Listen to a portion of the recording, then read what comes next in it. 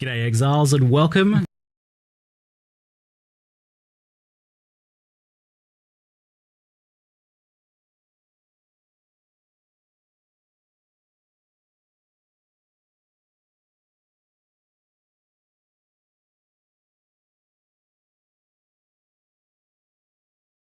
Our world.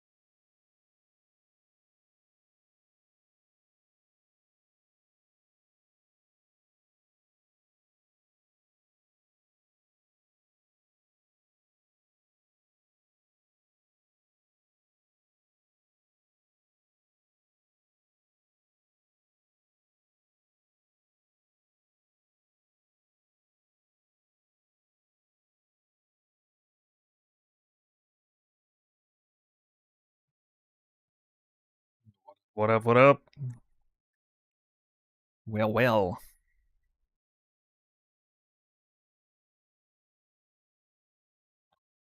How is it going, everybody? Who's back in PoE1 land? It's not been too long since we were here. I did get some good sleep last night. Woke up to something of a shitstorm, I guess. Something about all the good farming strats are dead, and they barely even changed the meta. We know about the big assassin rework. I've been having fun with that.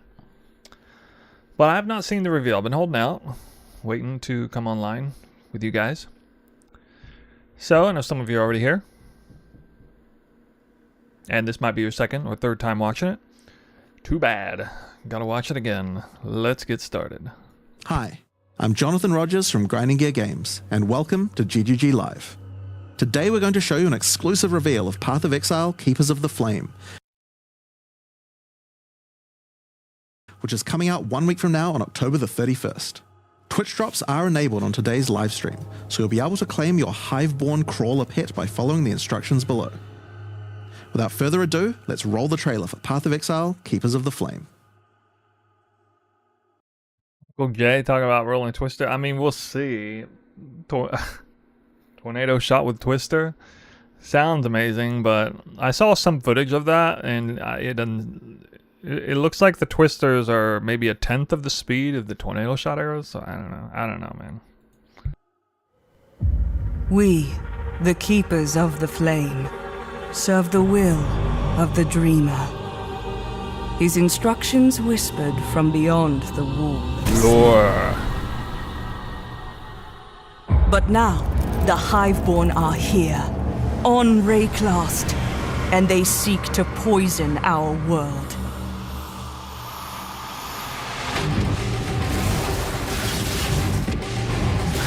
More breach.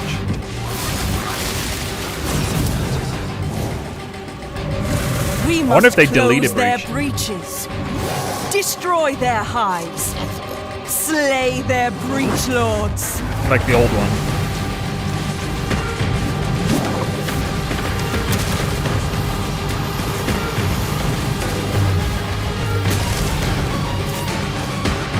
Some music there.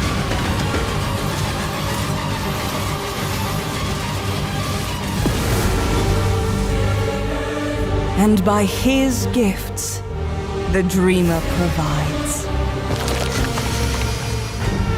They brought this war to our world, but we shall end it, whatever it takes.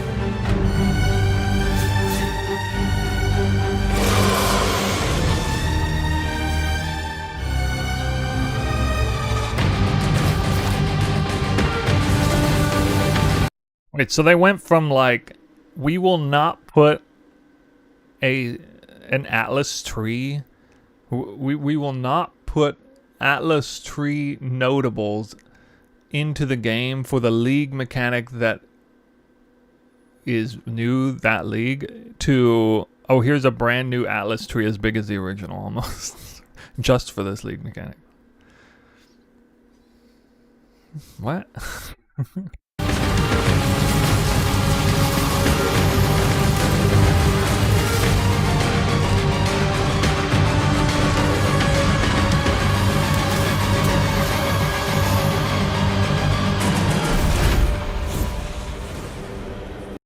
Looks like it's botting league, ladies and gentlemen. It's botting league.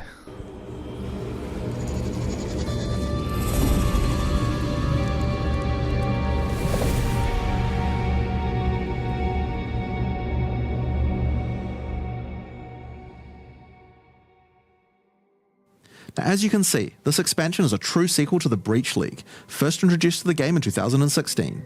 We felt like it was time to progress the story of Breach, bringing with it a slew of new updates to the base game. In today's stream, we'll take you on a deep dive into Path of Exile Keepers of the Flame, beginning with the League mechanic, covering all the fearsome challenges it presents, and the new twisted ways you'll be able to empower your character. After that, we'll dive into the new ascendancy options possible with Bloodline classes. Alright, see what we got here. We got the League mechanic, new League bosses, new skills. Okay, I haven't seen any of that. Bloodline, ascendancies, I've heard something about that, but I don't know what it is. Obviously, I know what asynchronous trade is, super bosses, quality of life features. We saw those before the launch and teasers, and supporter packs. Okay. I'm most interested in these Bloodline ascendancies, probably. I don't know what that is. Then we'll cover the much anticipated and Can I get drops from this stream? Actually, it might not be available anymore. I need to check that. asynchronous trade system coming to Path of Exile 1. Afterwards, move into the new Uber Pinnacle bosses, how to access them, and some new drops worthy of the added difficulty. Finally, we'll cover some notable quality of life improvements before moving on to our supporter packs and challenge rewards. We'll then have a live Q&A session where Ziggy D will ask Path of Exile's game directors Mark and myself your questions from Twitch chat. And after the live stream, we'll drop the full patch notes at 11 AM New Zealand time or 3 PM Pacific. Anybody know off the top of their head if Twitch drops are still going on?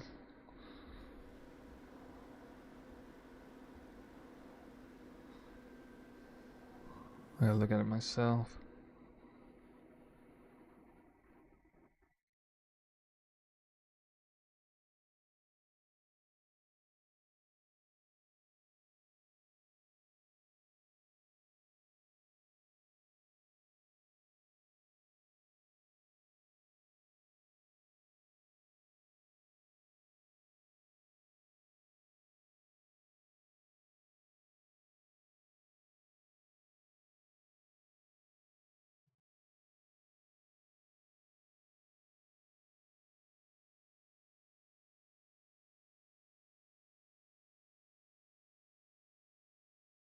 I hate trying to figure out this damn time zone stuff.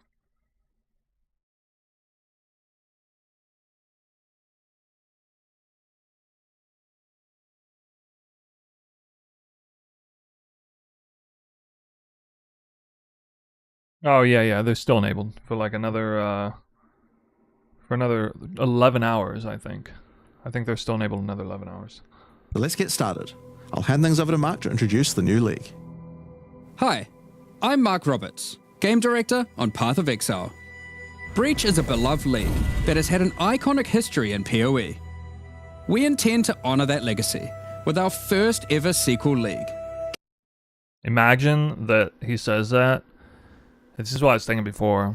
So they remove Breach, then they turn it into a league mechanic, and then they don't bring the league mechanic into the core game. GG get wrecked. Keepers of the Flame. This develops every aspect of Breach, adding new layers to discover. Richer lore, scarier bosses, and entirely new mechanics. That said, this is still Breach, so you will still be opening breaches and slaying hordes of otherworldly monsters. The Breach Lords have found the means to stabilize the connection between their realm and Rayclast. Now, with their grip tightening, we learn their true goal in our world: conquest. The threat they pose has now escalated to home soil. On the coast in Act 1, you'll encounter Aelith, the founder of the Keepers of the Flame. This is a monastic order sworn to defend Rayclast from the Breach Lords. The exit to the Mudflats has been barricaded by Hiveborn, Breach monsters that are working to claim every inch of Rayclast. Aelith can grant you a small spark of the power of the Flame, allowing you to blast away their barricade and move onwards. Once you enter the Mudflats, you'll find it infested with Breach monsters. They appear to be constructing. This is their workaround. This is like the world's biggest workaround to making the Mudflats easy by removing Roas indirectly. A kind of hive, creating strange shapes and structures that absolutely don't belong.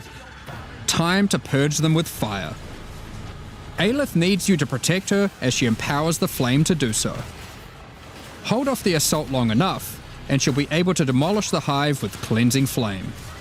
Already too many things on the ground. Loot filter. It already looks like that.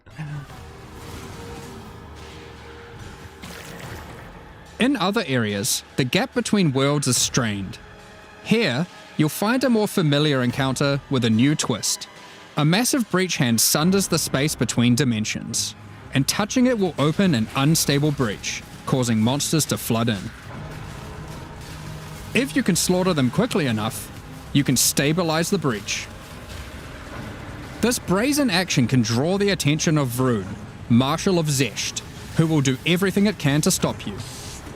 Defeating this boss will permanently seal the breach, severing another connection between the Breach Lord's world and Rayclast. These stabilized breaches are similar to what a breach once was, but with upgraded monsters, a success condition to shoot for, UI tracking to keep the player informed of their progress through the encounter, and satisfying feedback when you do manage to complete the encounter. We've taken all the lessons we've learned since the release of Breach 9 years ago and improved upon it in every way we can. However, much of the joy of Breach came from its simplicity. 9 years? While we want to modernize the mechanic, we don't want to undermine the core experience. You're still mostly just slaughtering hordes of enemies in a circle. Finally, in endgame areas you might run into breach constructions that have been left unopposed for too long, and have grown into their full twisted glory. Breach hives. Towering flesh-crafted cities in the sky. These are the visions of the Breach Lords made real in Rayclast, teeming with breach monsters. You must raid and destroy these cities with the help of Aelith and her flame. In some of these hives, you may even encounter some of the Breach Lords themselves. Probably a pretty good chance that this would be a good juicing league on account of the league mechanic. It'd be pretty unusual for something like this to be like trash. Could be, but I'd say it's probably good to have some hope on this. Who will not be happy you're intruding on their planned conquest. Now, let's talk loot. Of course, being in exile is hard work, and you're unlikely to help entirely out of the goodness of your heart. Fortunately, Aelith has power and rewards aplenty, born of the Breach Realm itself, to offer you for your assistance. Help her, and she'll bring you to the Monastery of the Keepers, the hallowed halls of her order. Here, you'll find the Genesis Tree, the growing heart of the Keeper's power. On interacting with it, you'll find that this tree has a tree. It's like a breach stump. The tree has a tree. Okay. That's right. It couldn't be Path of Exile unless the tree also had a tree. More importantly, the Genesis Tree is an engine of unholy creation, and a profitable one. As you complete breach encounters and work more with Aelith, you'll be able to grow the Genesis Tree larger and larger, sprouting additional limbs. Each of these limbs, you'll notice, has their own inventories.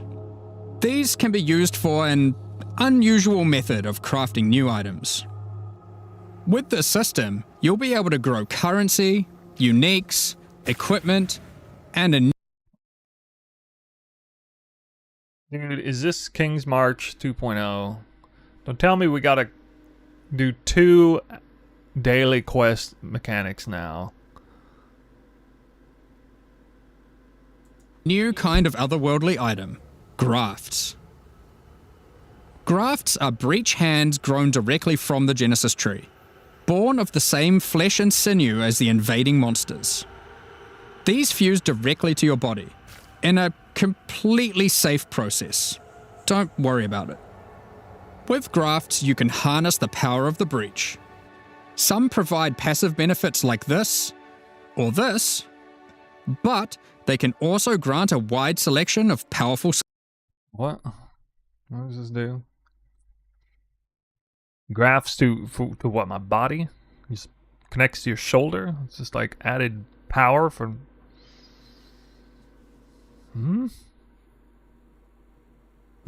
skills.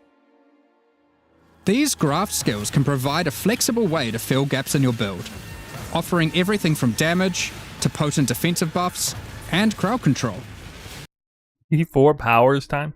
Yeah, I never played D4 during powers, so I wouldn't know. I didn't play a single D4 league, only the original, so I don't know. But I think I understand what you guys are saying. I'm something of an ARPG gamer myself, so... For example, the Battering All Graft will call massive arms to erupt from the earth, stunning all those they hit. For some additional pack clearing power, you could consider the Squalling Tool Graft. When commanded, this graft will cast Dance in the White, creating a deadly ice tornado which aggressively seeks enemies and fires off bursts of ricocheting projectiles when you critically strike with skills.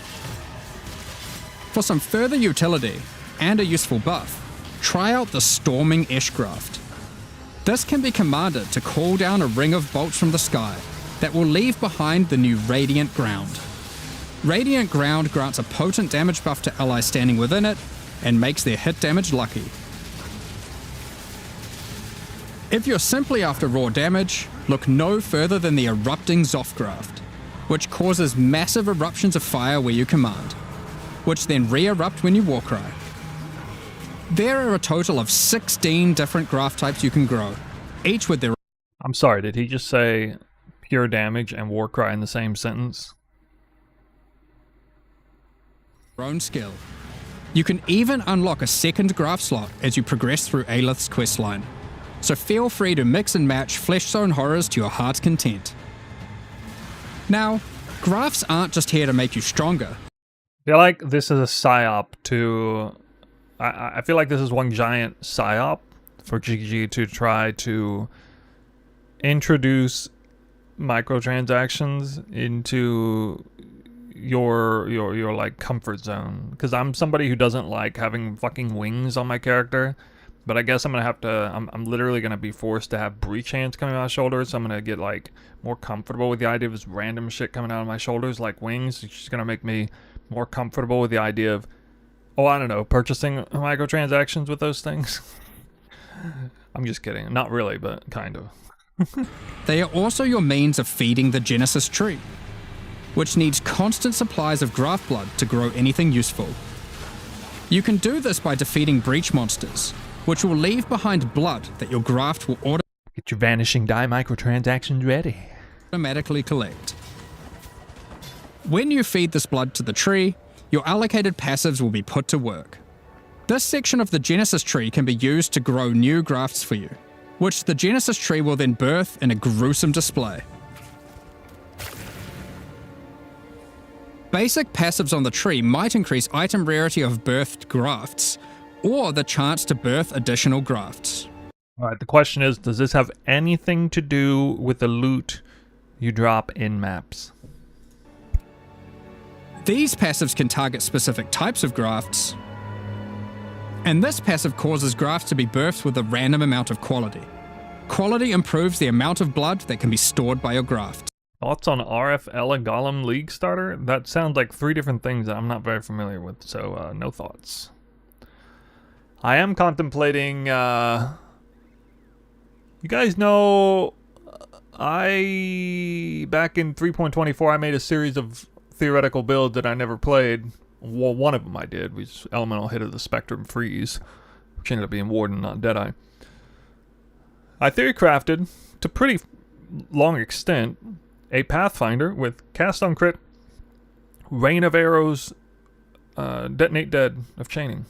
Poison, Detonate Dead of Chaining. You know, with the poison gloves?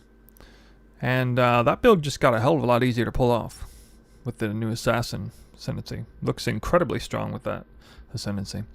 I really like, I really dig the archetype of Elemental Poison. So, I've never formally played that in a build, but I have messed around with it a lot in the back end, so I think we might be looking at, that one is moving up my list of favor as a potential league starter. It's Rain of Arrows, Cast on Crit, Rain of Arrows, wait, what? Rain of Arrows, Cast on Crit, Poison, Detonate Dead of Chaining. Assassin is what it would be. Got some crazy strong ascendancy points for that. Like collectively, it's way stronger than anything that Pathfinder had to offer. Like more than double the strength. This section of the Genesis tree births currency items. Basic passives can result in more or better currency. Allocate this passive to sometimes cause a shower of currency to burst forth from the flesh of the tree. Yeah, it's a bit gross, but working with the organic matter of a bunch of dead otherworldly. This is going to be the kind of thing that is outrageously undertuned at League Start, and they're going to patch it like 2 weeks in, and then it's going to be crazy overtuned, and then they'll just leave it alone for the rest of the league. That's exactly what this is going to be. Worldly creatures was never going to be a clean affair. Grafts themselves are born of a different world, so are unmodifiable by most currencies. However, with this passive, the Genesis tree can occasionally grow fleshy mockeries of currency orbs.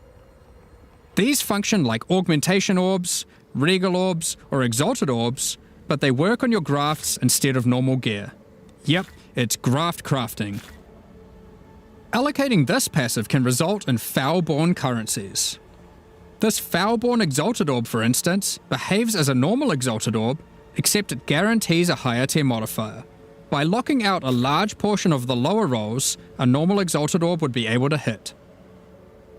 The largest section of the Genesis tree is used to grow rare equipment items. For these, you have a lot of agency to influence the type and modifiers on your grown item. For example, you can specifically target boots with a dexterity requirement, with an increased chance for speed modifiers, and reduced chance for cold modifiers. Or maybe you'd prefer to look for a two-handed axe with increased chance for physical modifiers. This section of the tree is for growing. I gotta say, this kind of league mechanic is the kind that is almost virtually no appeal to me. I'm not the least bit interested in this kind of thing, I gotta say. Unique items. Similar to the equipment section, there are passives that let you target growing specific types of uniques or rarer uniques. The process. I barely did anything in Necropolis League as far as the graveyard stuff. I did it just enough to like kind of know about it, and then I immediately was like, yeah, this is as dumb and boring as I think it is. Process of growth is not always a perfect one, however, and can result in some defects. This passive can result in birthed uniques becoming foul-born, which mutates one of the existing modifiers on the item into a new one, resulting in some interesting new ways to use that unique. Yeah, there's going to be some really powerful stuff. I mean, I remember Necropolis League, Scourge League. I see her Quill Rain is, yeah, that's pretty potent. Being able to adjust a unique modifier is a big deal. I'm not probably going to do the time it takes to do this. I'm not that interested in these sort of way out of map mini-game, tinkering around the edges of the game mechanics. For example, This Foulborn Quill Rain no longer has increased projectile speed, but instead has increased area of effect. Another Foulborn Quill Rain could replace the mana gained on hit with the much more powerful modifier where insufficient mana doesn't prevent your bow attacks. Here are some other examples. This passive even gives a rare chance for Foulborn uniques to have multiple different modifiers mutated. I'm sure you'll come up with some extremely powerful uses for these. We'll leave it up to you to discover what this mysterious part of the Genesis tree can grow. So, ultimately, you'll be slaying masses of breach monsters, harvesting blood with the aid of your grafts, feeding that to the Genesis tree, growing some items and better grafts, and back again to the slaughter. I like the concept, but I liked Scourge League a lot more. Scourge League's implementation was kind of garbage with the whole downside to 9 times out of 10, upside, barely ever. There's usually like terrible downside or extremely potent downside, very weak upside in Scourge League. But I liked the implementation of it a lot better. Like, you just put it in the cooker and then it's done when it's done and you just take it out. Like, there's not a bunch of messing around with it, right? I don't even mind, like, there being a tree and stuff, but it's just, like, it's going to be in a different zone. You have to, like, zone out into other areas and stuff, and it's going to be a little overly comprehensive, I suspect. If it's even half as comprehensive as the graveyard was, with or without tombs or, corpses, then it's just going to be more than I care to handle.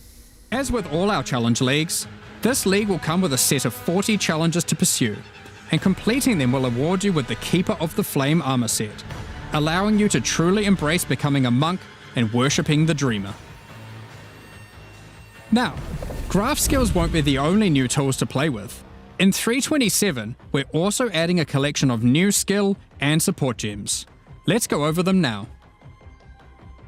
Kinetic Rain is a new wand attack which covers the ground in unstable kinetic energy.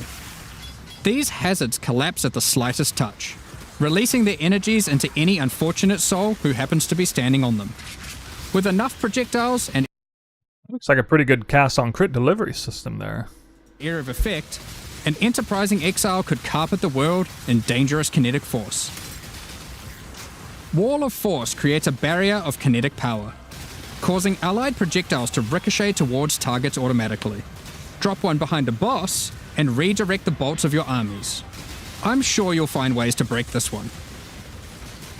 Conflagration is a new bow attack which rains down fiery bolts from above that stick into the ground and pulse as you approach. Once you get close enough, these bolts detonate.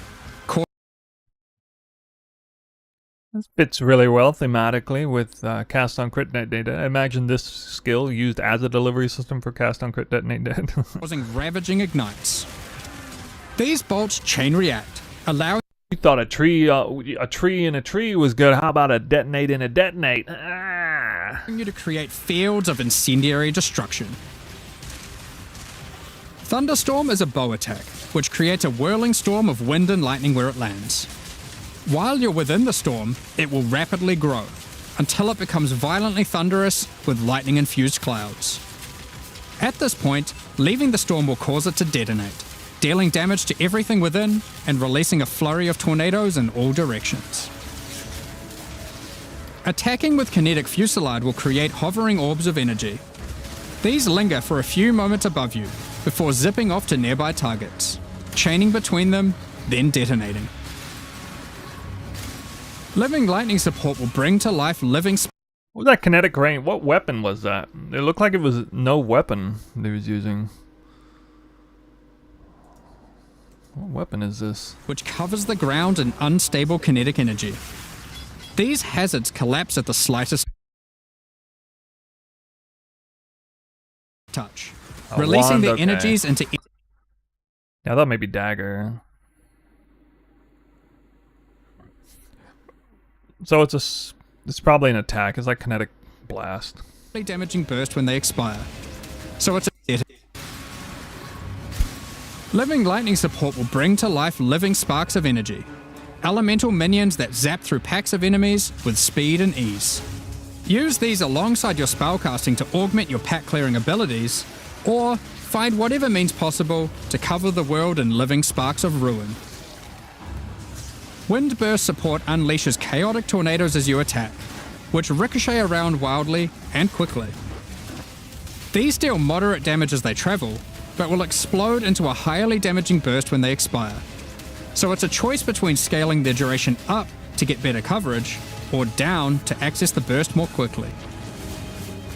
Kinetic Instability is a support gem to go along with the new wand attacks that causes enemies slain to leave behind those same orbs of shimmering energy that Kinetic Rain creates. One might ponder just how many orbs you can create if you were to use both. In 327, Exiles will be able to absorb the power of some of the bosses they defeat. These take the form of new Ascendancy class options, called Bloodlines. Bloodline classes are a new means of character customization in the endgame. They are secondary Ascendancy classes that are unlocked by defeating specific endgame bosses. They are allocated with your normal Ascendancy points, and you'll have to choose how many of your points go into the original Ascendancy and how many into your Bloodline class. This means there is a nigh limitless ability to mix. Alright, this is what I'm most interested in seeing here. It's gonna be like Affliction League, side quest ascendancies. And match here, as you could choose to invest just a couple points into your Bloodline, or max it out, and you could take any Bloodline with any base Ascendancy class that you see fit. To unlock your Bloodline, hunt down the endgame boss whose power you desire, and defeat them, or have a friend help, and claim the power for your own. There are 10 Bloodline classes to discover. Bosses who offer this power are typically associated with past leagues, giving additional reasons to engage with that league content. Let's run over a few examples. The Chaos Bloodline will be Yo, Zertwitch, thanks for the sub, my friend. Thank you. offered to you by the Trial Master, if you manage to succeed his final challenge. With his blessing, you can greatly augment your Vow skills in different ways. Priest of Yalmak lets you use Vow skills much more often, while Priest of Kopek makes it harder to build up Vow skills, but makes them far more powerful. Or take Corruption's Embrace, which grants more Vow Keystone powers the more corrupted items you have equipped. More damage for Val skills. Does that count for like the non-Val version of the skill?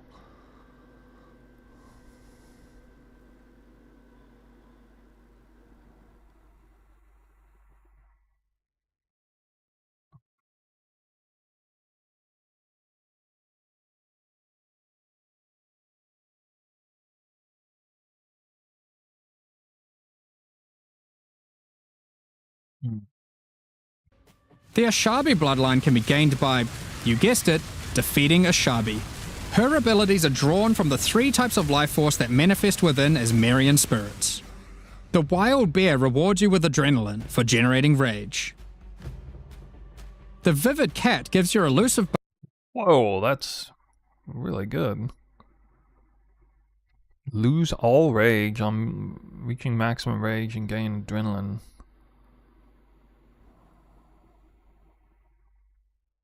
Might be bringing back Warlord's Mark here. Oh shit. The Vivid Cat gives your elusive buffs a chance to refresh, as well as making you more stealthy while elusive. The Primal Owl allows your unleashed spells to reoccur many additional times, and get stronger for each time they reoccur. The Nameless bloodline comes from the King in the Mists. Be forewarned, his menacing power comes at a great cost. With the Unseen Hand, you can equip a 3rd ring, but you'll have to decide if that comes at the expense of having no amulet, no belt, or no flasks. Unlight Silhouette adds a hefty life cost to all your spells, but they deal additional chaos damage based on the amount of life spent. Of course, there is more to come. What powers might you glean from delving deep underneath Rayclass to fight all the Crystal King? What secrets can you learn from Lycia, Herald of the Scourge waiting at the end of the Forbidden Sanctum?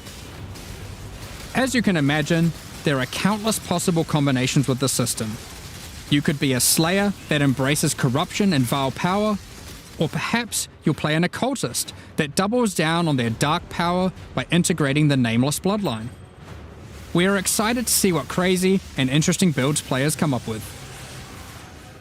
In the most recent Path of Exile 2 expansion, the Third Edict, we introduced a much anticipated feature, fully asynchronous trade.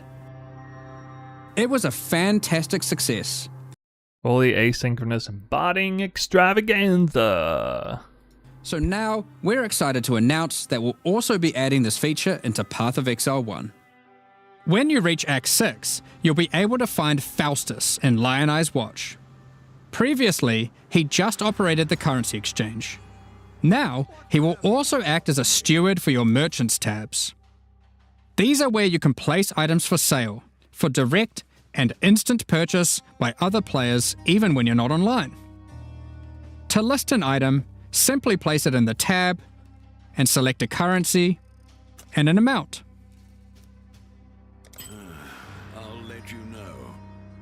Once listed, other players will be able to find the item by searching for it via the trade website or the new in-game market search. To purchase something for yourself, it's as easy as hitting this button, which will teleport you to the seller's hideout, where you can view their merchants tabs, buy the item, and also view the rest of their wares in case something else catches your eye. I wonder where Mark got that 20 divine in his inventory. Just mysteriously showed up there, huh? How'd you get that, Mark? Where'd you buy that 20 divines, Mark? Purchase costs a small fee of gold, as Faustus takes his cut. To account for this further drain on gold, acquisition and cost balance elsewhere in the game has been adjusted. Anything you've managed to sell successfully will have your profits collected here, in a separate tab to claim at your leisure. To be clear, previous means of trading, such as via pre-existing premium stash tabs and the website, will still function just as before. Merchants tabs, and the asynchronous trading that comes with them, are an entirely additive feature on top of the already existing methods to trade. You might find yourself... What in the world? Even types please? That is like the cringiest thing I've ever seen. I feel like he's just making fun of certain people. Needing the trade system to buy some upgrades, because this update also introduces 3 new Uber Pinnacle boss fights. These encounters are manifested from the memories of Zana. And Want to buy all Area 79 plus logbooks for half the market price. Message me now. in her long torment, they have festered into something truly deadly. These fights offer an imposing challenge, alongside powerful rewards. In order to gain access, similar to existing Uber Pinnacle fights, you'll need to discover fragments dropped by Tier 17 map bosses. Each attempt at the new Uber Pinnacle fights will require 5 of these. Let's dig into some of the challenges you'll need to face in these new Uber versions. In the original incarnation of Neglect fight, the statues can be used to block the laser beams to hide behind, giving you an opportunity to avoid being shocked, frozen, or killed. When you run near these statues, they activate and allow you to reposition them. While activated, they will not stop the lasers, meaning you want to position them well, then avoid them. However, in the Uber version of this fight, instead of being a safe haven, the statues will refract the laser beams, causing a ruckus of energy to cover the arena. Activating them will prevent the refraction, so unlike the base fight, where you want to position them well and then avoid them, you'll be wanting to constantly keep these statues active. But then, you have to deal with their assaultive attacks. While fighting the incarnation of Fear, these fiery orbs will slowly clutter up the arena, locking off portions of it until you bait the boss into detonating them himself with his thrown spear. When Uberified, these orbs are attached by a flaming leash to the boss, Uberified? rotating around him constantly. more and more will spawn as the fight goes on, making it even more imperative that you clean them up by cleverly using the boss's abilities against him. Normally in the Incarnation of Dread fight, during the bullet hell phase, you have to acquire a red rose, run it to the boss, then collect a blue rose, doing the same, causing it to get heavy stunned and interrupting its mechanic. In the Uber version, you have to do the same. I'm like sitting here thinking, why should I be interested in this? But in order to get the blue rose, you have to defeat the Incarnation of Neglect. And to get the red rose, you have to defeat the Incarnation of Fear. Good luck. Given the difficulty of these bosses, their rewards should be worth your while. Let's take a look at some. From the Uber Incarnation of Neglect fight, we have Bitter Instinct, a spiky shield that turns retaliatory strikes into preemptive ones, making it just a matter of time before the long arm of justice crushes your foes. Alternatively, you might find Festering Resentment, a poisoned blade with an unending supply of toxins built into the hilt. These toxins are put to good use, causing every spell you trigger to be capable of poisoning with all damage it deals, enabling a truly crazy trigger-centric poison ruckus. And from the Uber Incarnation of Dread, the Hallowed Monarch, a counterpart to the Dark Monarch, which focuses more heavily on investing into one or a few minions, rather than growing your hordes to massive proportions. Storm Rayclast, with your chosen few at your side, stealing power from your enemies as you go. We've got a number of quality of life changes to bring to 327 as well. Many of which you may have seen already in some of our pre-livestream teasers, but for those who haven't, Heist is a mechanic which has long frustrated some players who may otherwise have been interested in the rewards it has to offer, but have no desire to grind through the early progress of finding and running low-level contracts to get all of the rogues to their maximum level. Well, starting in 327, Heist rogues will automatically begin at maximum level, so you can start your dubious criminal career without all the busy work. Points invested into your Atlas passive tree will now be refundable with gold. Just speak to Kerak to do so. For players who love jumping between strategies, there's also an option to instantly refund your entire tree, which of course can now also be done with your regular passive tree as well. Now you can make all your decisions with no regrets. Well, maybe some regrets.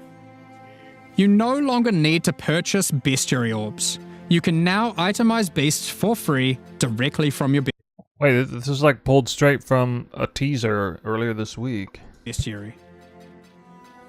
From late Act 1, you can now mass identify your items at an NPC in every town, and from Helena in your hideout. This does not require Scrolls of Wisdom at all. While using an Alteration Orb, you can now hold Alt to swap to using an Augmentation Orb, if one is available. Opening a Blight Chest will now open all other Blight Chests near it. Rogue's disenchanting services can now be accessed from towns and hideouts. Kerak missions now have a handy icon to show at a glance what kind of mission they are.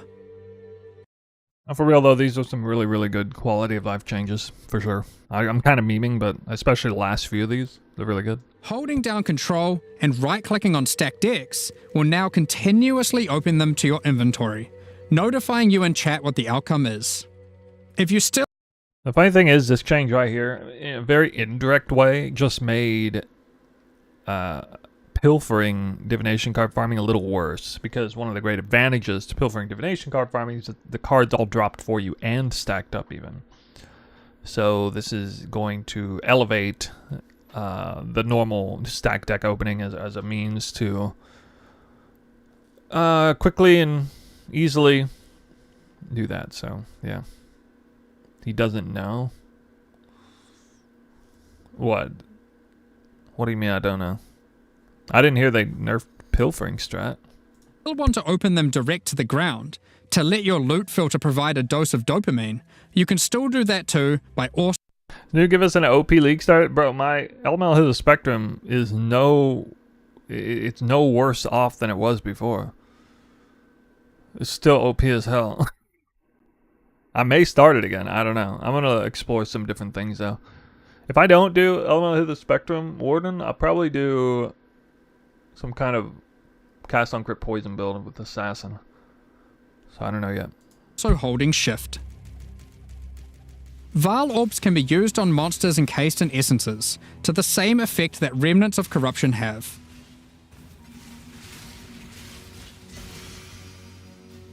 When multiple skill gems are ready to level at the same time, you'll now be able to click this button to level them all up at once. Next up, we're going to be talking about our new League supporter packs. Today, we're launching 2 new series of supporter packs, the Champion of Theopolis and the Verdant Magus packs. Each tier contains the pack's full face value in points, alongside several exclusive microtransactions. As always, the microtransactions in these packs are purely cosmetic and do not affect your character's power or progression in any way. The Champion of Theopolis series of supporter packs contains 6 exclusive microtransactions. Manifest a champion's ferocity as the I don't like it. This is like step 1 out of 5 to implementing rows into the game. Implementing an MTX makes it look like you're riding a mount while you're running. I don't like it. Lion's Might unique finisher effect rips your enemies to shreds. Open the Champion of Theopolis portal to end your crusade through maps in the style expected of a true victor of the arena. Defeat your enemies like a true gladiator, wearing the Grand Champion of Theopolis armor set. The armor awarded only to the most elite warriors of the Grand Arena. Take charge of the situation and storm into combat with the Flaming Minotaur's Quicksilver Flask effect. The Champion's Podium map device rises up to honor the glory you've achieved as you activate it. Ascend the stairs and stand atop the platform as you enter your maps. Each flame surrounding the platform represents a remaining use on your portal. The burden-back Billy Goat carries all the supplies necessary for a campsite as he travels behind you in battle. Yeah, I heard about Suppress nerf.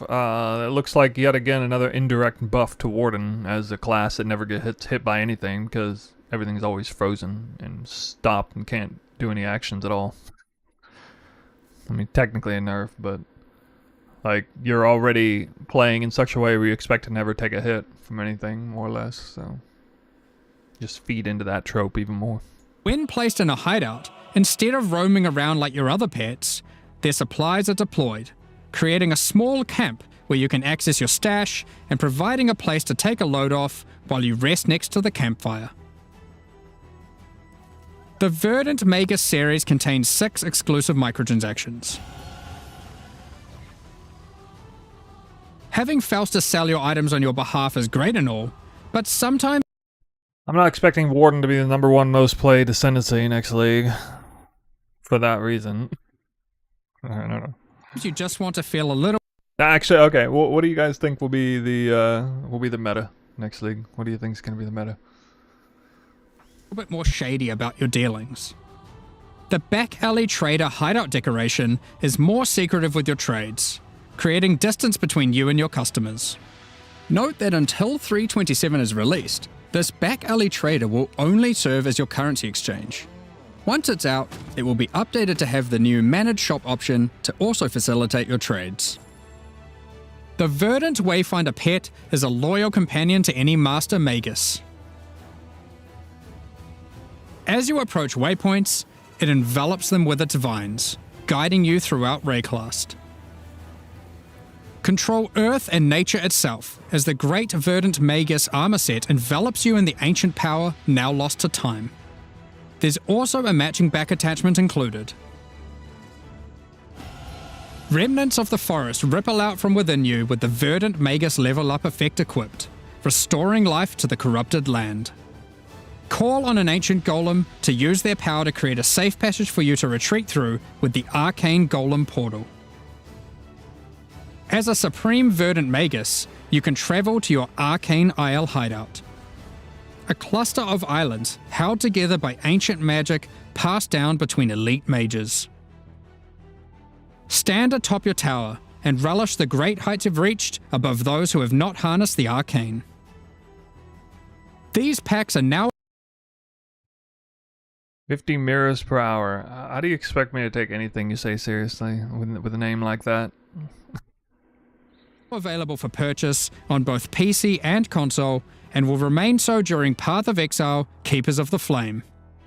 Additionally, any microtransactions from these supporter packs will be made available for use in Path of Exile 2. Meanwhile, the Crypt Keeper and Frisian Magistrate packs leave the store forever at the launch of the Keepers of the Flame League, so now's your last chance to purchase them. Thank you so much for your ongoing support.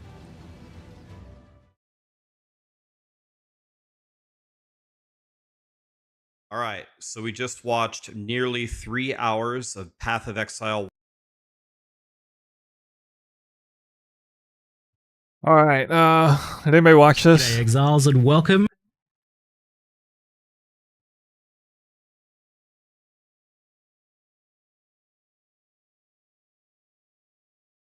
I mean, I've already looked over the patch notes. I know that Elemental of the Spectrum Warden is going to be a very solid League starter. But I may want to play something different because I've played it twice in a row now. I may do it again. I don't know. Depends on what I see when I start experimenting with stuff. Skip the first hour. What? Well, at least it got timestamps. A lower warning.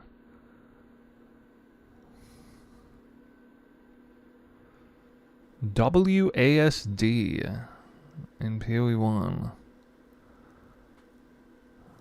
Hello, Mr. Twister. Solid League starter also is Heist, as we get access. I mean, yeah, Elemental Hill Spectrum Warden and Heist will be great. Still a fast build. It freezes everything in Heist. I mean, it's good in Sanctum. It's good in High. I mean, there's nothing the build's bad at except, like, overwhelmingly difficult content where you can't, like, stop it with, you know, freeze and damage and stuff. Because the paper defense is pretty weak. So, like, juiced up T-17s, it's not amazing. Well, I'm talking about, like, on a budget, of course. But nothing is good at juiced up T-17s on an early budget.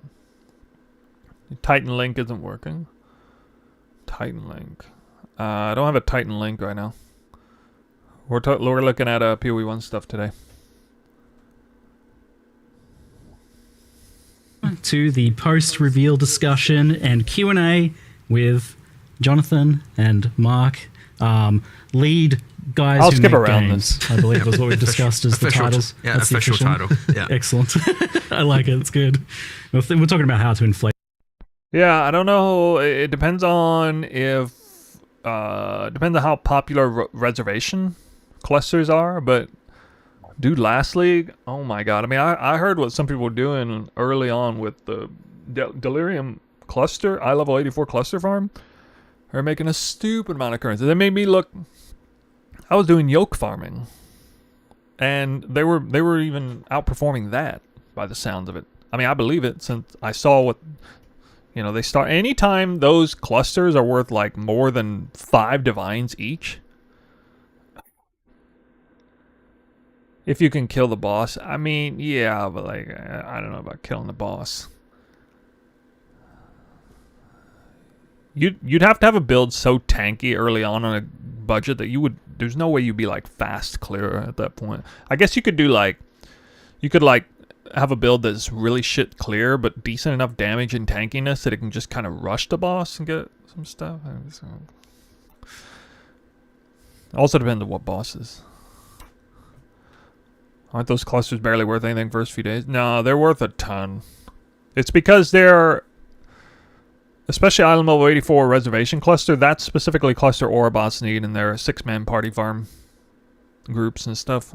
The duos and things. So they're the ones that spend a boatload of currency first out of all groups of players is the party players. Because they, you know, they rush and then pile all their currency together and spend it on whatever it costs to set up their characters. their titles in the lead up to this. 327 Keepers of the Flame, the reveal we just had there was, I think, quite a banger, but I've been even more impressed with what I've been playing here in the office with some of that, so we'll get into that in a moment. But I'm curious, this is kind of like a special kind of reveal day for PoE 1 fans, as I think it marks a return to schedule for us. You announced this plan to do the 4-month cycle for the games, two twos, and it seems to be working. Yeah, I mean, it's certainly hard, I'll tell you that, right? Like, it can be pretty brutal on some of the stuff when it's like, every 2 months you got a deadline. But yeah, I mean, look, we have to do it, right? Like, I mean, that was always the intention. So let me guess. Nowhere near as much stuff got put into this, especially in terms of balance, because they said they were going to do like monumental, massive balance changes to classes and stuff, like huge meta shakeup and stuff. But there were barely any changes to builds. So I'm guessing that was like a big part of the plan, but maybe they didn't get to it. Or maybe they will do it throughout this week and just shoehorn it in last second. To get the regular schedule, it's super important. So we have to make it happen. We have to make sure that is something that we can do going forward. But yeah, I would like. I'm honestly I'm so happy that we managed to to get everything back, and I think it helps a lot. I think like things feel a lot less like crazy here this visit for me, like, and things seem a bit more of a finished state as well from what I've been looking at. So well, we're putting a lot more effort into sort of getting that production process down, making sure that everything's going well. Like, we're hiring producers at the moment, just by the way, in case anyone's out there just like looking as a for a production job. It's something that we're really concentrating on, making sure that because when you've got a schedule like this, when it's this tight, you have to be really, really careful, because like I would say one of the hardest things that we didn't expect, trying to make sure that we get the schedule this short, is you start to become really vulnerable to just like random things, like this person gets sick or like something like that, and that's like suddenly it's okay. Yeah, I'll probably watch that in my own time, especially since I'm late to this and you guys already seen it. I'm gonna skip around a little bit. Breach types and gameplay. I want to see this. Fair enough. So you mentioned the sanctity of the kill monster in circle. So on the mechanical front, I noticed that there's actually 2 distinct types of breaches here. There's very much close to the original one, but then there's this hive one. What are the differences between the two, and how do they work? We've got 4 encounters total. The more common one is the kind of what we're saying is the hive. So the breach have come through those, the hand portals. They've stabilized the breach and are now building their hives. And so you'll come across, there's heaps of walls and constructs, and some half organic, half inorganic. And you get the little spider things, which I think is the Twitch drop for the stream. You get those, and they're kind of building, and they're like putting together like molecule by molecule, building these hives. And that's the one where you come in and you get given the power of the Keepers of the Flame, and that can just incinerate away all of the material, and you're kind of just like running around pretending to be a Righteous Fire build for a moment. I'll just note as well, like, you don't have to click any doors or like bump into any walls. They just evaporate before you. You just run around. You run around so burning stuff. It's kind of satisfying. It's the ash going everywhere. Yeah, okay.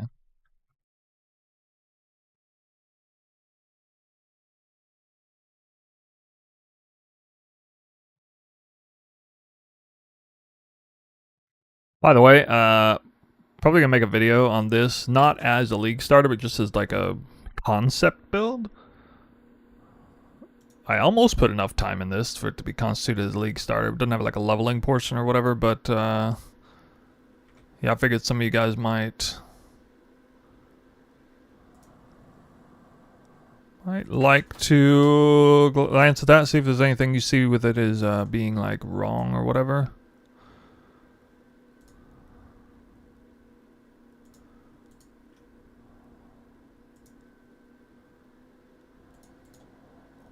We'll look at this a little bit later. Sorry, I linked it to the Twitch side only.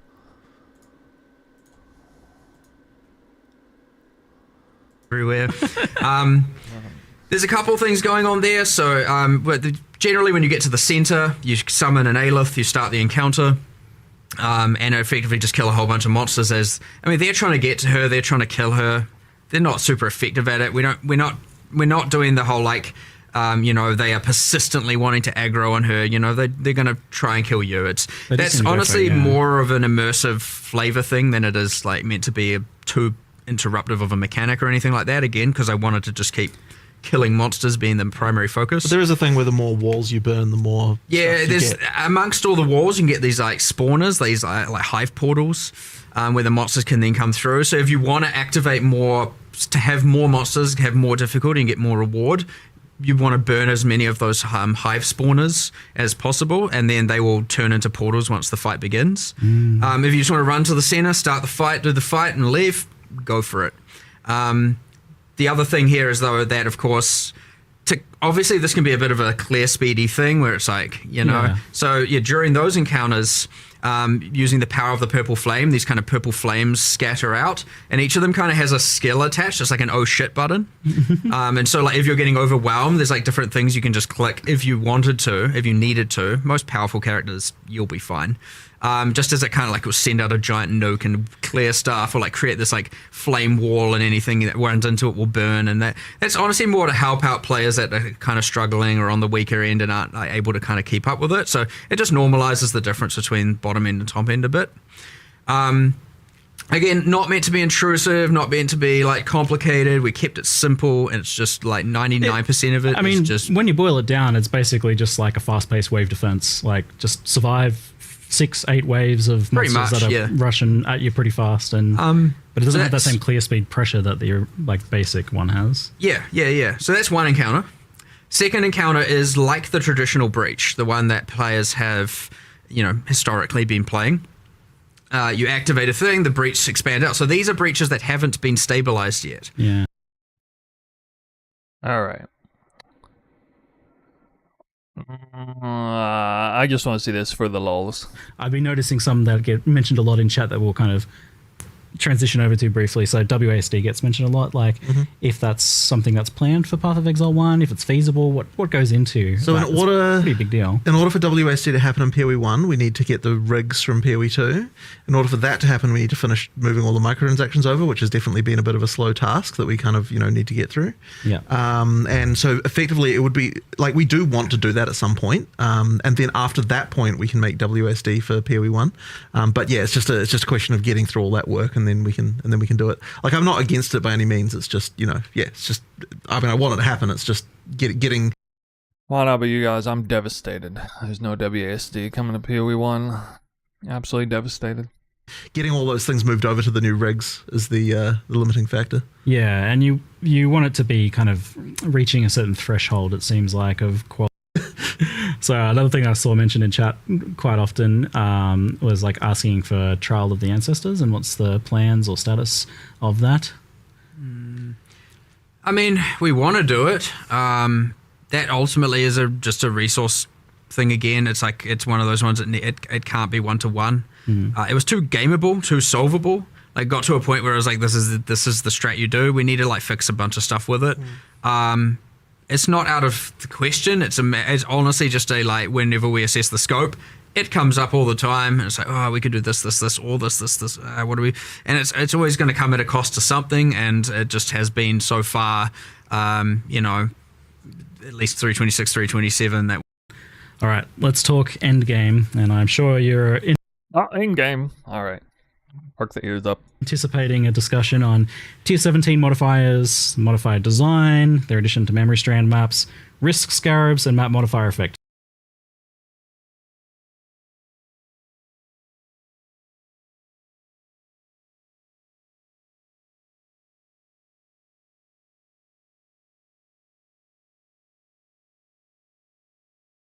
Oh, sorry, my mic's muted. Sorry, I thought I turned it on. All right, so there was one thing I was afraid of that passed the check. Everything's totally fine. And that was that they might somehow annihilate the Wildwood. Or, Wisp gameplay.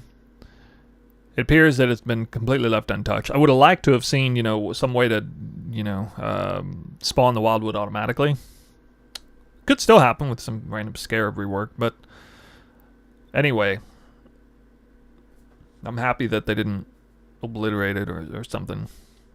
Because I keep feeling like the more leagues we have, the more I think it's going to be on the chopping block But I don't know. Maybe it'll stay. Maybe it'll stay. And now, given as I understand, the map juicing or whatever has been toned down, especially on like T17 mods, that indirectly elevates tier 16 wildwood fishing strats, which I love. So looks like I'm not in terribly bad shape for some of my favored strats. So I list all these things out because they all come together to form a bit of a tangled mess of late end game. And I'm just curious, like, before we even get into like what people are asking or what people are saying about it, I'm curious what your guys' thoughts are on this topic, I guess, of tier 17 modifiers and their impact on late end game.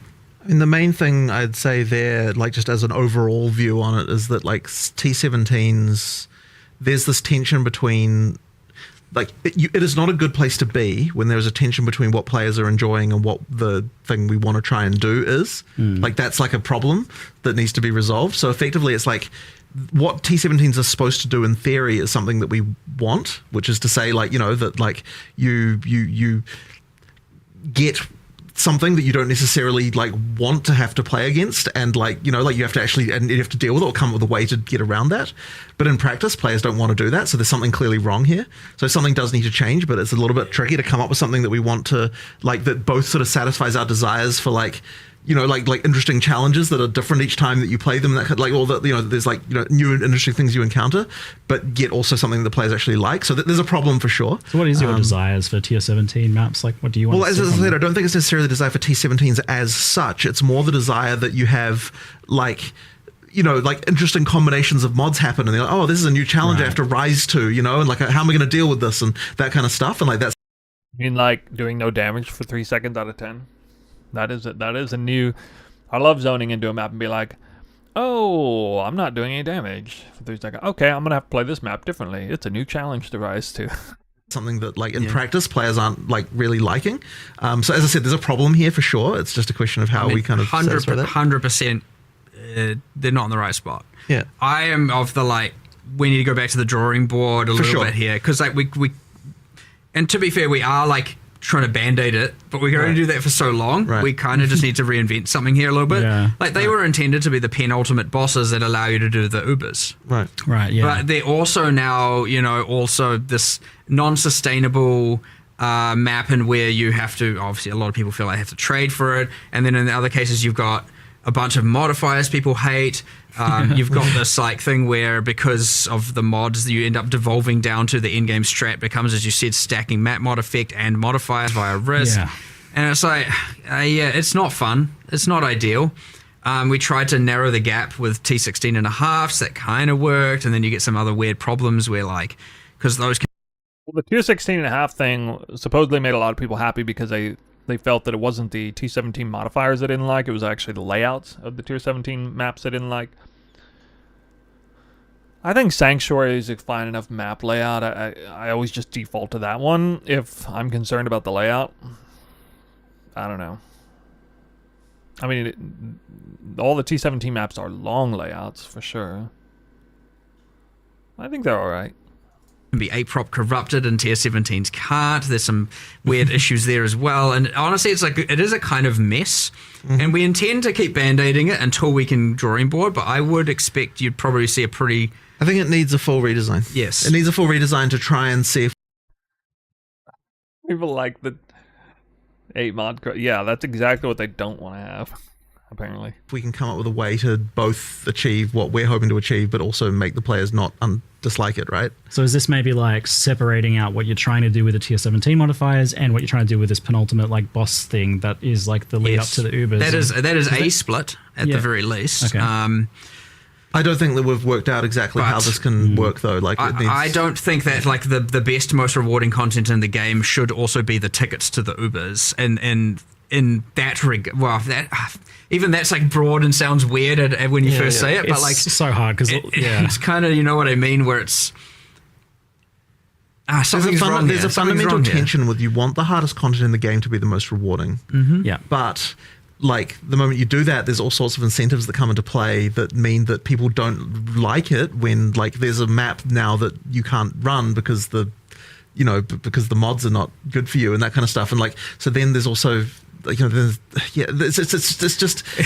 a problem. It's a little bit of a mess of problems. It's a problem. Any individual part of this I look at, I'm like, well, this is actually okay in some circumstances. Right. Like, it's okay for this.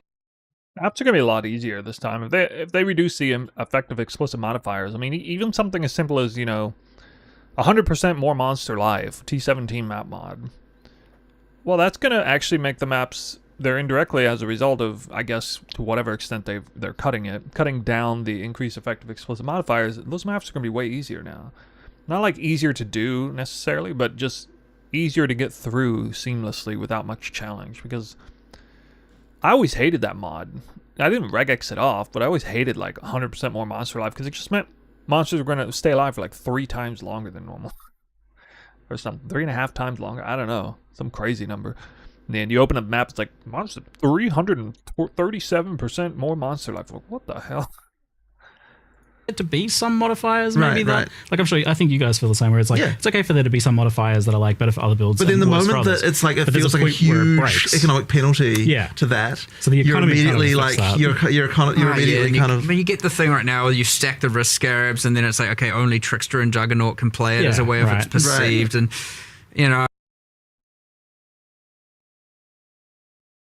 My Tornado Shot Warden could do any map modifier. Did you know that, Mark? Could even do Titanic Rogue Exiles. Ritual Titanic Rogue Exiles. Wisped, Wildwooded. It's again, we are changing a lot of these variables, by the way. We're not just leaving it for 327. Right. Like, we are changing Risk Scarab. We are changing some stuff around map mod effect. We are changing. Good, nice. There are bits and pieces changing. I'm not going to stop band-aiding just because we have a grand plan for the future. Nice. Well, we have an absence of a grand plan, a desire to have a grand plan for the future. But we will. I would be very surprised. Yeah, just in case he's one of the people in the stream. I know I shouldn't be promising content in the follow expansions, because variables always change, but I'll be very surprised if we don't do a more drastic shift in 328 to solve this problem, because it's now long enough that it's not worth it. So obviously, hopefully the changes we are making improve things in a pretty meaningful way, is shake up the meta a little bit. But yeah, there's still going to be some woes, and but hopefully people can be excited for the whatever the thing is to come. But it shouldn't be too hard for us to come up with something. Honestly, similar to how we did 031 for PoE 2. If we can come up with something that is just like a universal success and like is blatantly a win and isn't gonna, lower the value of people's economy mid-league and stuff like that, I wouldn't be, against if we can come up with something, because we're obviously going to design it soon. If we can come up with something or a piece of that something to deploy to, mid-league, mid-Keepers of the Flame, I will push for that. I will just have to see if that's something we can actually do, because often these things will mean like, oh, now all of X will become devalued, and I don't want to like ruin people's mid-league economy and wealth and just destroy it because we decided we want to make a change. And so, there's considerations to make. Yeah, from speaking to Octavian about the tier 17 modifiers as well, I can tell they're kind of weighing on him, like he really wants to do stuff with them. I think we're all on the same page. I honestly don't even know if anyone really is disagreeing with, like, maybe in little ways, but I think everyone's kind of... okay, I got to ask, like, is there someone who loves the... What do you mean, like disagreeing with the developers and like pushing them, or disagreeing with the community sentiment? I don't even know what he means. 3 seconds out of every 10 seconds you can't deal damage modifier. Like, I like it. Okay, tell me why. But I play support characters. I don't deal damage. Okay. All right, you're gonna jump on this grenade. How does that modifier come into being? No, I mean, to be fair, I like things that are just a bit more. I'm a bit more masochistic in that regard. So, what I was gonna say. I'm not attempting to put my masochistic views on the player base. I understand that, generally speaking, people aren't for that kind of thing. But I also liked trying those things, seeing how it is, and there are places, there are things where these can exist. Like if this was behind a couple more layers of some sort of more niche corruption mechanic where players, or some crafting system over here where players can kind of choose to do it but don't feel forced to do it. Those things can exist, and I want to make sure we keep that kind of stuff. But in the broad mod pool, some of these mods are, they're not really working. It was evidently that one, and the like action speed reduction from using your skills, and I think there was the petrification statues get mentioned a lot as well. It's the drowning orbs plus that plus it's just like, okay, thanks for making me slow. I mean the thing about slowness is you do feel it, hence why. Whereas often you can just be like, I'm just gonna ignore that. That's a nothing mod. Physically painful sometimes. So but it's a bit overboard right now. Yeah, it's like I see the problem here. Like I'm so torn on this because I want these sorts of. I get the idea of these modifiers being like things that you can feel like that they have a bit of an impact, and they're not just like. Well, I don't want everything to just be another multiplier making the monster get closer to one-shotting you. You know what I mean? Mechanics to happen. Yeah, you want something, but there are some that are okay, and there are some that are not, and we just haven't found the perfect spot. There's an analogy about this, which is like, how do you feel about immunities in D2? It's another sort of similar situation, right? Where it's like it forces you to change something about what you're doing, and a lot of people just really hate that. Yeah, and it's kind of like a similar sort of situation, I think. Yeah, I'm the same. Like I like the idea, but I don't like the execution of that at all. Yeah. Right. Or the I think we're actually sort of running into a similar situation with this. Yeah, this is it is kind of your. I mean, we've danced with this a few times in the past. We had some immunities on some pinnacle bosses and stuff like that. We talked about it in previous chats a long time ago. But so it sounds like some of those modifiers are changing then, if nothing else, maybe as the band-aids. Sure, I mean, there's band-aids like that. But there is something like wrong here, though, to solve. That's all. I don't know if I can say more than that, really. Yeah. I tend to err on the appreciation of them trying to implement friction in map modifiers. As somebody who likes playing bows, they're notoriously kind of bad at handling every single map modifier, but, there are ways to build around it, or just, if nothing else, you throw enough currency at it, and you can just kind of overwhelm the modifiers. I was to a point where, I had a ring that gave me like 25 life on hit, and it totally enabled me to run no damage for 3 seconds out of 10, even on a glass cannon warden build, because you shoot tornado shot into a pack of mobs that you're doing no damage to. You have 25 life on hit on each one. You're never going to die because you're instantly at full life constantly. Anyway, so there are workarounds for things, some creative ways to work around it, and again, just kind of throw enough currency at it, you can solve it. I usually don't get too bent out of shape about it, but I often hear people complain about that modifier and some others in the context of the conversation around build diversity and viability at a certain break point of currency invested, and if these small handful of builds on a minimal amount of currency can do every single modifier in a T17, and I can't on the build I want to play, and I don't know how you reconcile that exactly. I feel like my initial response would just be, well, figure it out, or put more currency into your build while figuring it out, and there's probably a way you can do it. Yeah, I mean, we're using the no damage for 3 seconds out of 10 as like the poster child for the one map T17 modifier people hate the most. It doesn't have to be that modifier specifically. It could be drowning orbs. It could be volatile cores. It could be all kinds of stuff. The interesting thing about volatile cores is that's a map modifier that people really hate, but ironically, my build's very capable of handling it because I usually never get hit by them because I'm just that fast. And because I already play the game in such a way where I'm like Hawkeyeing, incoming projectiles honing in on my character, and I'm like manually trying to avoid stuff because that's what it's like to play a bow character. You have to actually manually avoid some attacks sometimes. I'm more in tune with looking out for volatile cores. I'm more likely to see them than the average player because the average player may be a lot more relaxed when they're playing and not think they need to look out for different things. I mean, it's just, these are kind of things that people don't really like. People usually don't dive into the nuance of that kind of stuff Like, you'd be surprised, especially in an example like Volatile Core, how it's simultaneously a universally hated mod, but it's ironically one of the easiest modifiers to run on a glass cannon. Because it does so much overkill damage, it doesn't really make a difference whether you're a glass cannon or not. And it actually indirectly favors hyper-fast glass cannon gameplay because you're just going to avoid it anyway. Like, you would have to avoid it either way. I actually think that's really cool. Like, that's just something people overlook or don't even think about.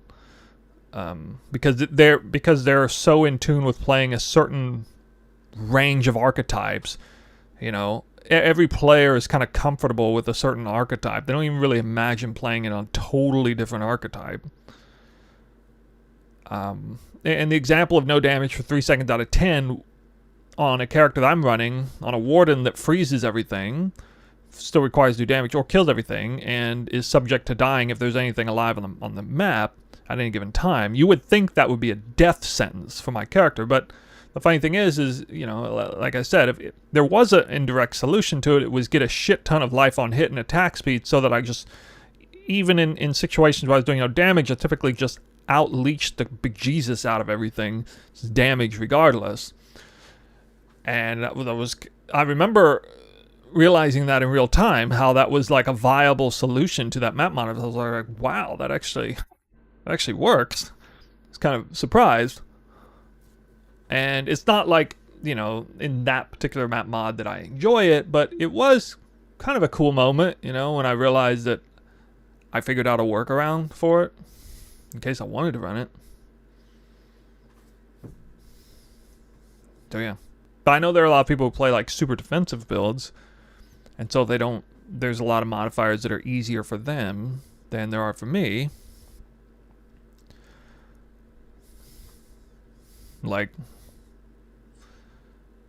I mean, even just a simple mod, like layering on a whole bunch of, like, % damage as extra elemental damage done. Like, monsters have a ton of, like, you know, 200% random damage as extra fire or something like that. That could be pretty brutal for my character, for example.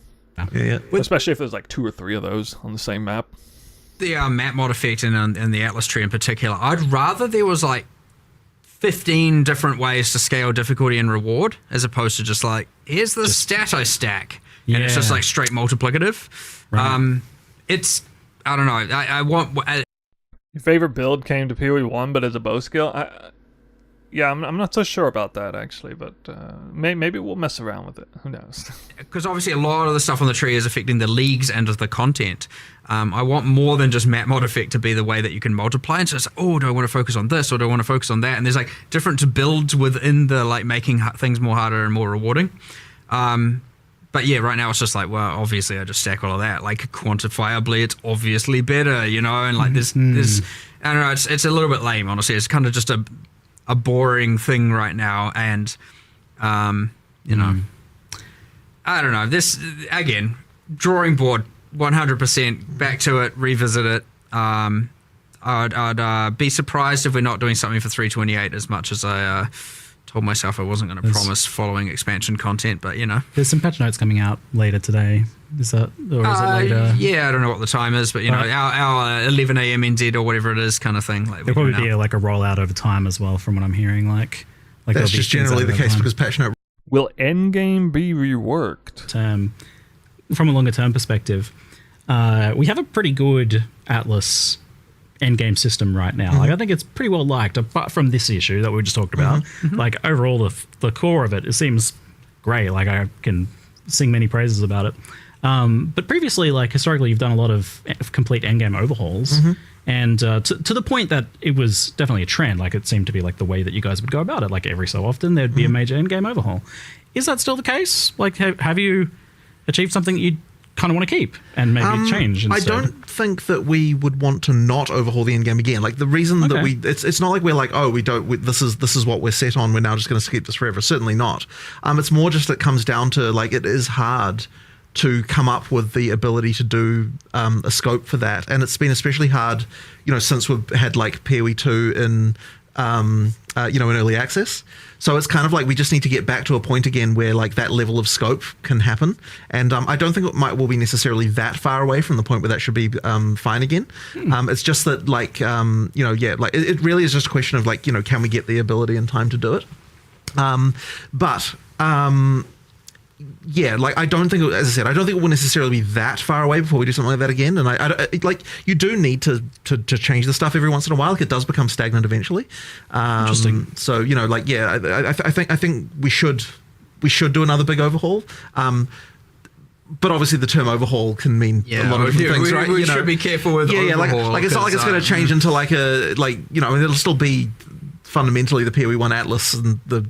None of the overhauls we did changed it too fundamentally, I would say, in some respects. I mean, yeah, there's big changes, but yeah.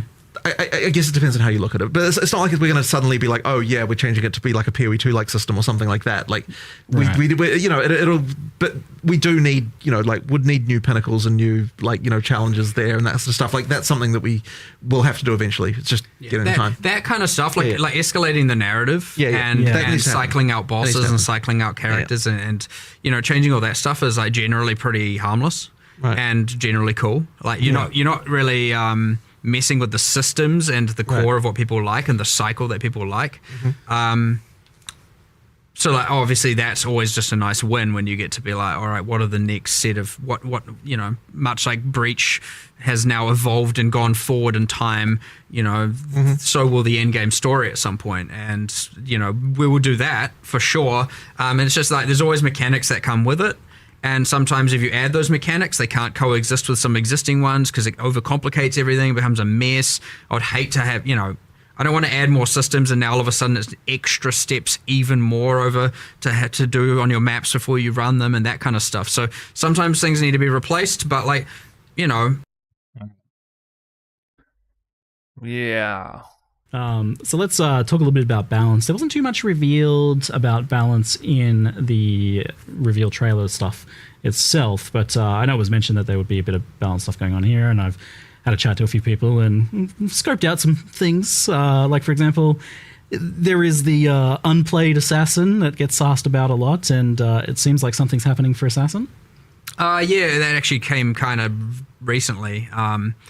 We were just like, can we really... I think what I had said, and my intention was to do this for both games, is like, we should at least look at, at least with respect to ascendancies, look at the least played class, especially if it's been consistently least played. Yeah. And make sure that that's on the radar and getting some level of improvement.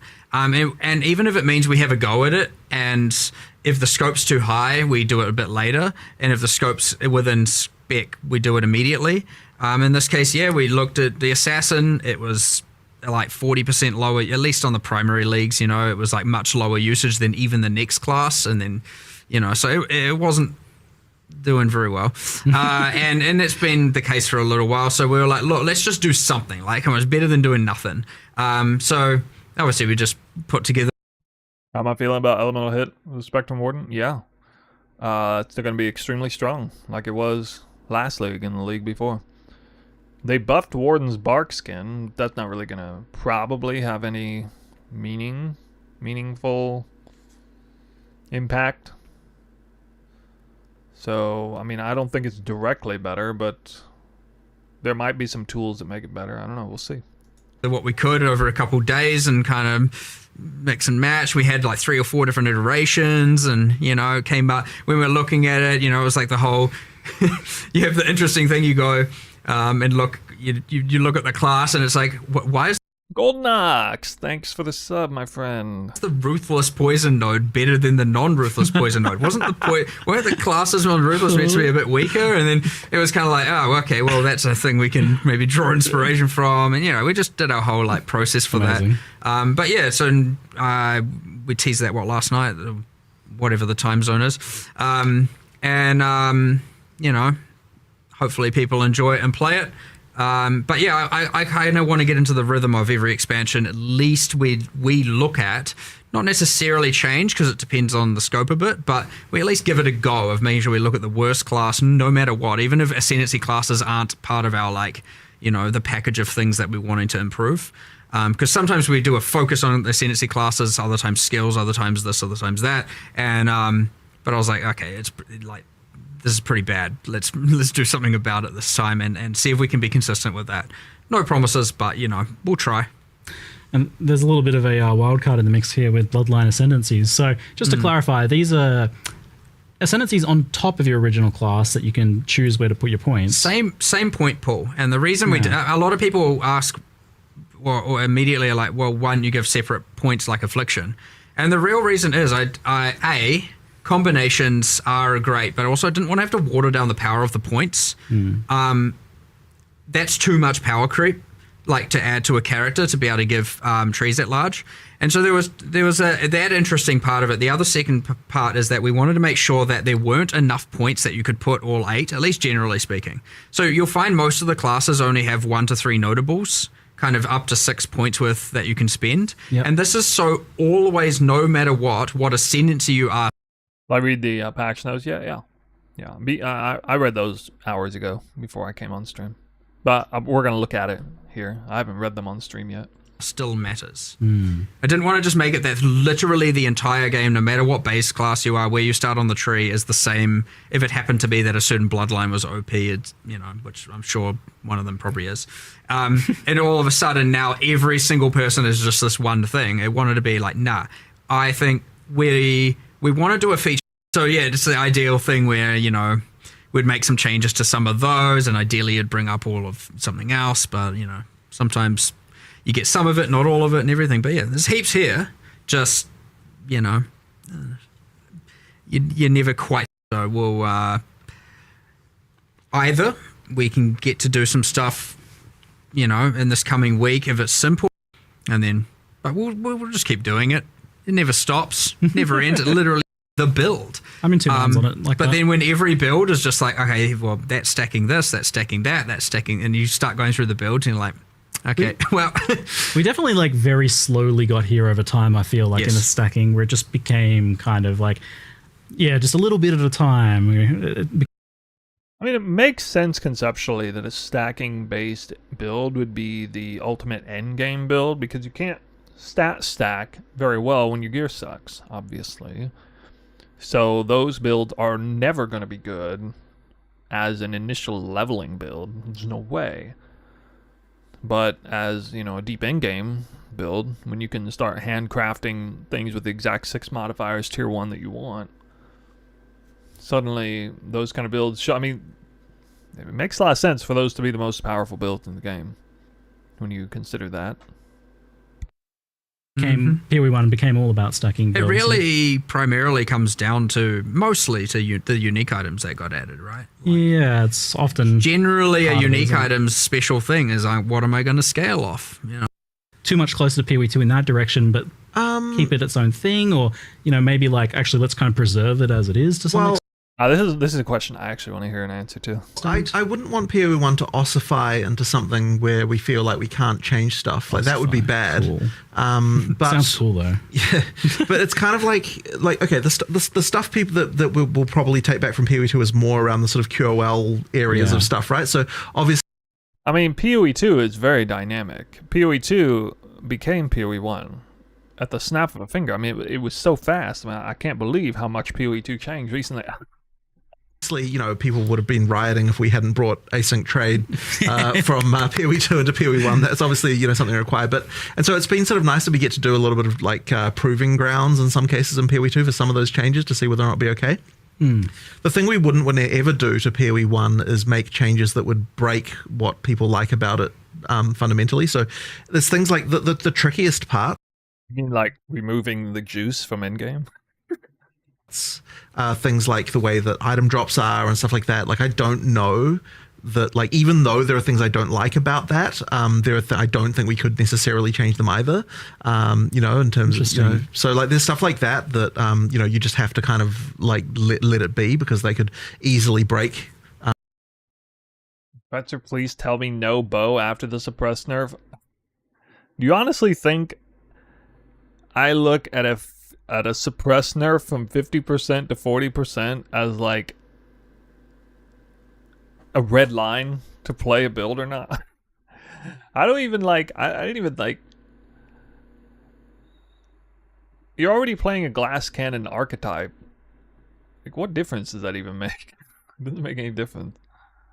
Stuff that people really like. It kind of raises the question, like, what is it about PoE 1 that is like that does need to be kept? That is kind of what makes it feel like itself that people do love about it. I think that it's hard to even define that, quite frankly, because like it's a mix of things. I mean, look, the thing that PoE 1, I guess, has become known for, as opposed to PoE 2, is just like the combat pace stuff, like where it's just like. You know what's funny? Actually, I just realized this. In PoE 2, suppress. There's suppress in PoE 2, right? Oh, wait, is it? Wait, what did they do? Oh, no, not the... Okay, so they introduced the deflection mechanic, and deflection by default deflects 40% of the damage.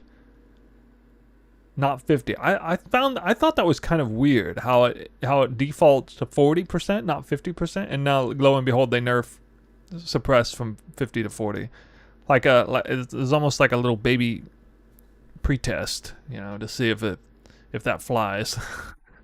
40% damage reduction as opposed to 50. Ultra fast in a lot of ways, but it's not like there was like a goal to make PoE 1 like that either. It just kind of is, and so you wouldn't like it's I wouldn't even want to nerf that about PoE 1, right? Like it just is how that is, right? So that's like really the fundamental difference. But the thing is, I think actually that the community sees more differences between the two games than what we do. Like from you can always go spell dodge. From our perspective, like, you know, it's like there are I don't even know how to really get into this exactly, but it's like, you know, we're just trying to make a good game. And it's like, it's not like we changed design philosophy or anything like this, right? Like, it's the same design philosophy from the same designers. You know, like going on in both. It's more just a question of like PoE 1 got a bit out of control in certain few aspects, and that's kind of become part of its DNA, and so we can't really change that. And so so when it comes down to stuff like that we'd take from PoE 2 to PoE 1, well, it's just like all the things that PoE 1 players would like, and none of the things that PoE 1 players wouldn't really. I mean, look, that's ultimately we want to be doing. But yeah, I wouldn't want it to be. I wouldn't want to be in a situation, as I said before, where it's like, okay, we're like PoE 1 is in some kind of perfect state that needs to be preserved forever. Like, I don't think it's like that. We do need to be able to make changes. So yeah, it's just a question of. I think a pivot with PoE 2 out, and this isn't obviously black or white, but PoE at this point, like I would say that's going to be pretty. The audience here, there's room for a different audience. Like, we want to make sure we get as many of those players as possible. What would it take to do so?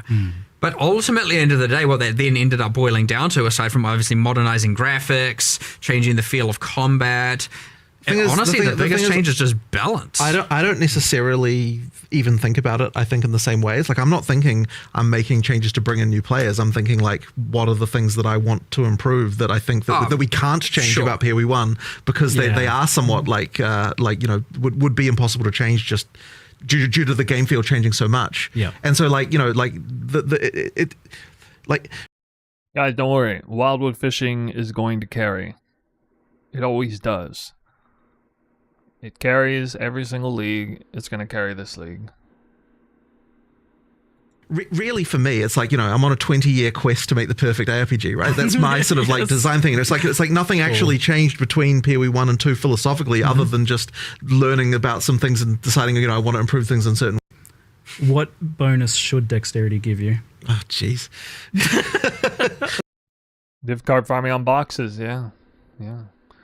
Well, actually, that was in a very indirect way nerfed, because they made because that specific way of looting divination cards was uniquely what's the word I'm looking for? It was uniquely easy just to do, as opposed to like stack deck, you'll break your hand or whatever. But like that dropped the cards already, and they were stacked up, even stacks of 4. Now, stack deck got buffed, so there will actually be more divination cards probably floating around in the economy, which indirectly nerfs pilfering strat a tiny bit, nothing crazy. But if so I'm hearing that, or I'm gathering that uniques farming is going to be tougher. It might be a poverty league. The more poverty-ish the league is, the stronger pilfering is, because divination cards for uniques will be better, or currency or anything.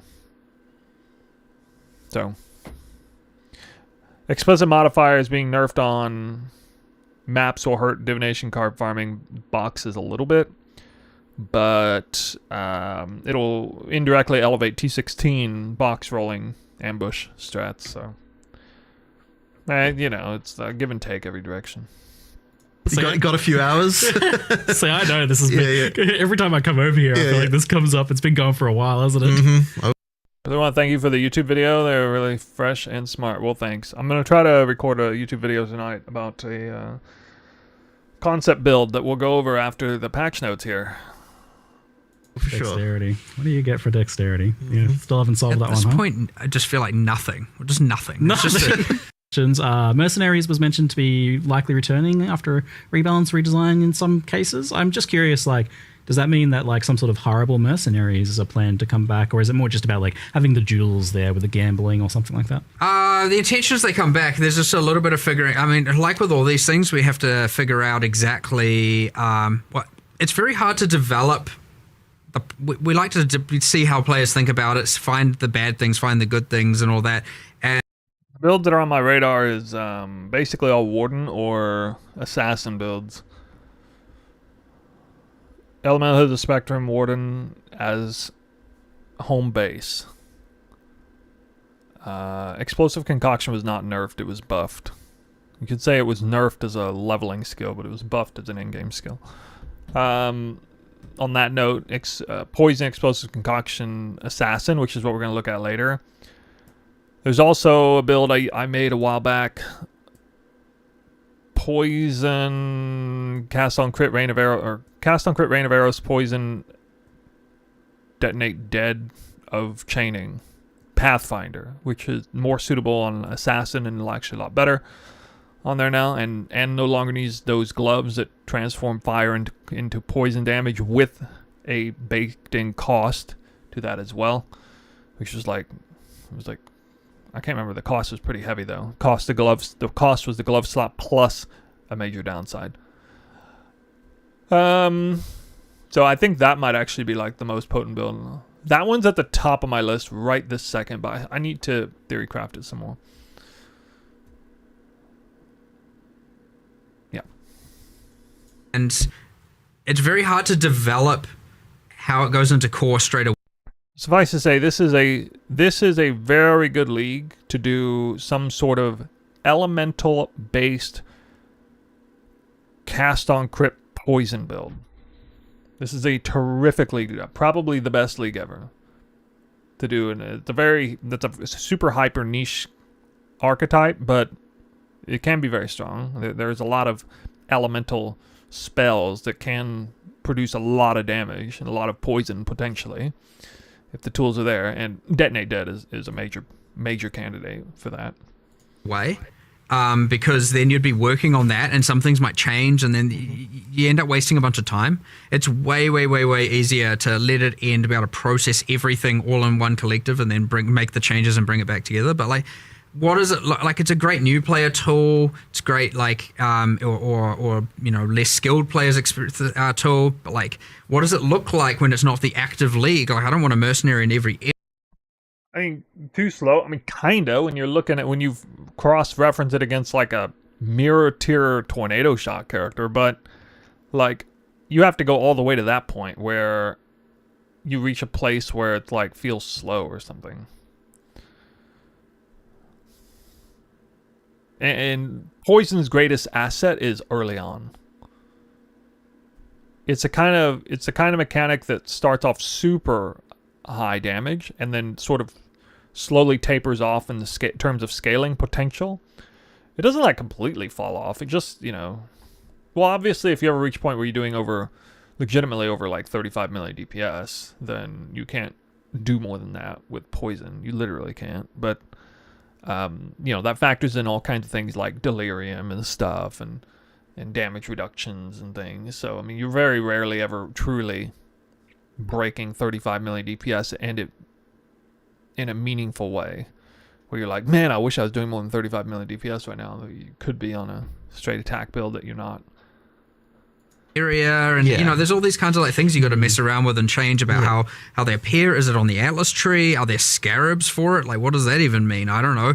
And then all the way through to were we happy with how they were itemized? Like, I thought it was too free to just put all the uniques on them without really caring about the downside. Like they would, there's like they weren't balanced quite right. There were some that were terrible, some that were not so terrible, and so there's just heaps of stuff to change. It's really hard to do that when you're in the middle of the league and where you're gathering all that information. So.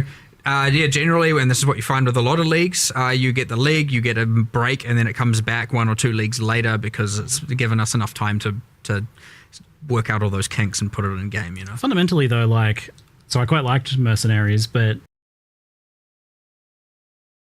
All right, that's enough of that.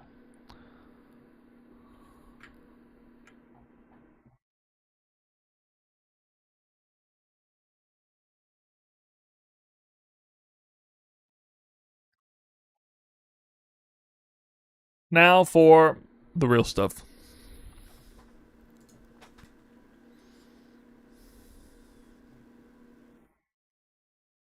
Patch notes. I have already looked at these. There are probably some things I didn't see. I didn't read it from start to finish. But I looked at everything that I've heard about in the Discord earlier today, the thing that grabbed people's attention, and I searched a few things. So let's see what we got here. I'm not going to worry too much about trying to figure out the breach mechanic. That's something that, we'll figure that out when we play it. There's not much point in trying to theory craft around that. It's either going to be good or it's not.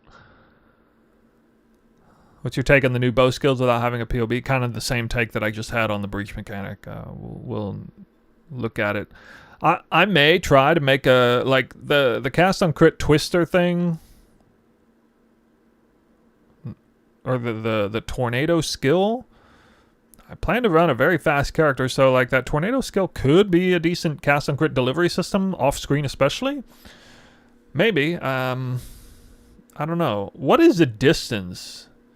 What's the actual distance for cast on crit? Can it go beyond the screen?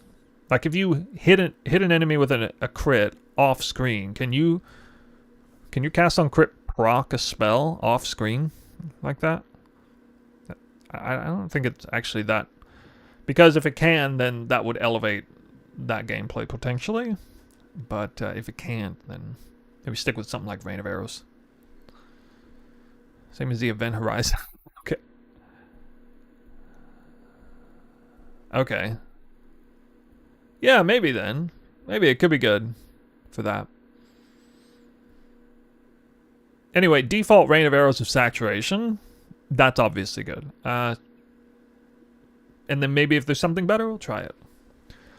I'm not even necessarily going to do a bow skill, actually, but probably will, because the build that I have in mind for that features Asynchronous chant or touch or whatever, the helmet. Probably needs that. Especially with, you need one cast on crit link for the main skill, and you need one cast on crit link for the actual damage skill, so... 6 links, so you can't really do a cast on crit QOL link unless maybe I use Lion. I might try to get Lion Eyes. Try to get Lion Eyes boots in there. Maybe it probably doesn't. Bombarding. Oh, bombarding. Oh, okay. I didn't actually check detonate dead.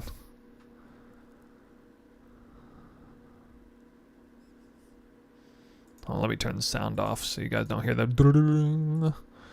No, white gem similar to detonate mines. Okay, nothing. Detonate dead did not get nerfed. Recently. It did get nerfed a while ago, though.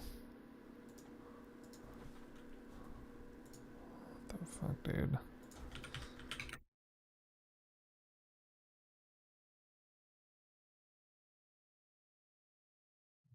Chain reaction. Is this skill still hands down better than regular detonate dead? Oh, yes, scan out. Yeah, this got nerfed pretty hard. Oh, this got nerfed really hard, actually. Damage effectiveness nerfed.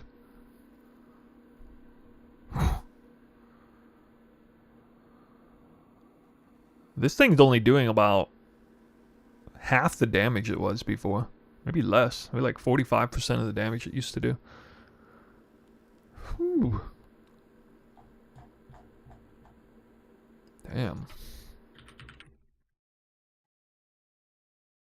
There's no skill in the game that is more enduring in terms of viability than Detonate Dead, though. You can never count it out. They could nerf it 1,000,000 times. It's still good.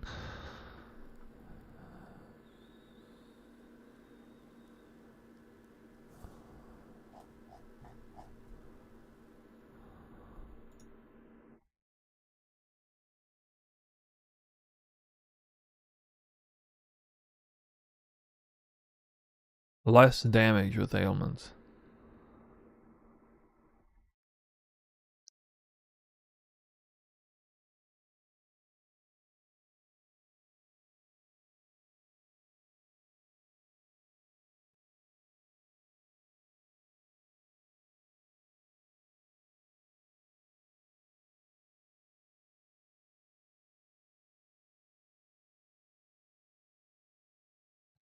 Still gonna be the best one for poison.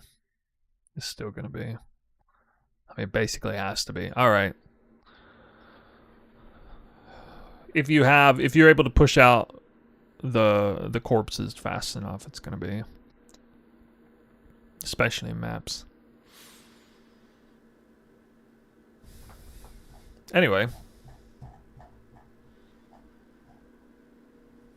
Alright, first part, Keepers of the Flame Challenge League. I'm not going to read that. New content features.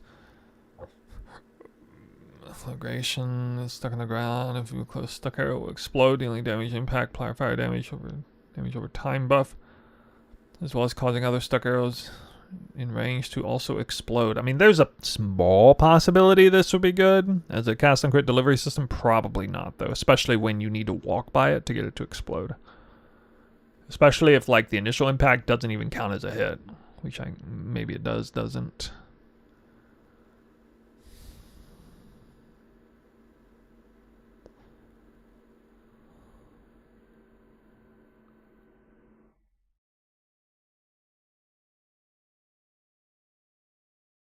Thunderburst. Kinetic Rain was the most pleasing looking skill that I saw. Anyone wanting to play like a Wander cast on crit build, that's probably going to be pretty good.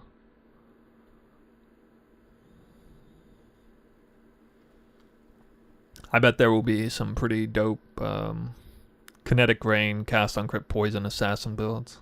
Maybe, as well as other builds like, you know, more straightforward Warden builds and stuff. Or Deadeye builds.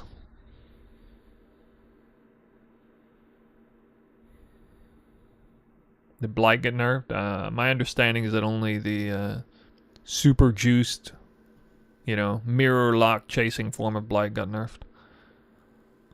Not like regular.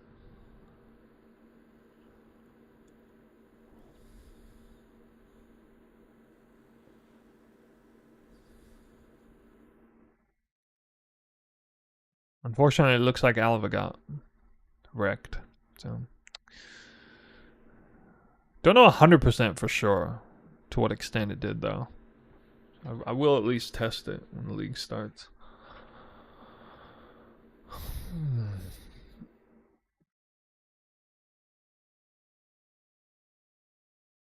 New ring base types.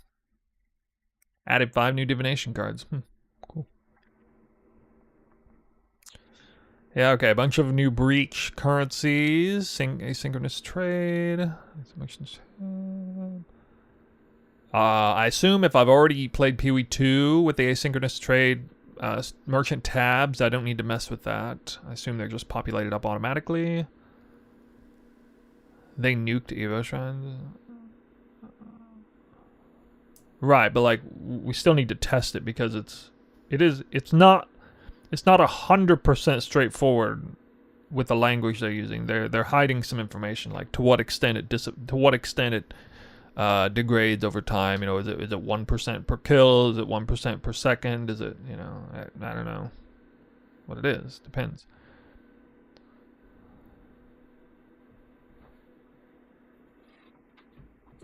Is it like 0.1% per kill? Is it, you know, is it 2% per kill? Like, I don't know. It probably is dead though.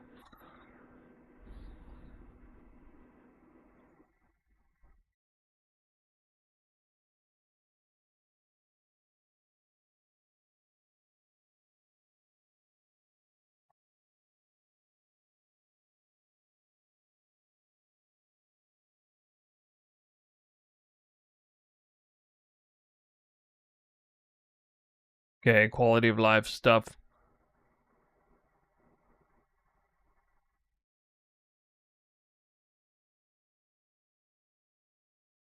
Yeah, if it starts at 25% and oh, well, here's another thing. It could, for example, here's something that could be the case. So here, let's pull it up. This is the big talking point right here. The evolution shrine from the domination scarab of evolution now reduces the chance for monsters to upgrade rarity every time a monster upgrades rarity. So presumably every time you evolve a monster, there's some sort of ticker that makes the chance go down. How much? I don't know. But maybe perhaps, but anyway, but now there has a base chance to evolve 25%. So a 150% base buff chance, so the chance for it to evolve with a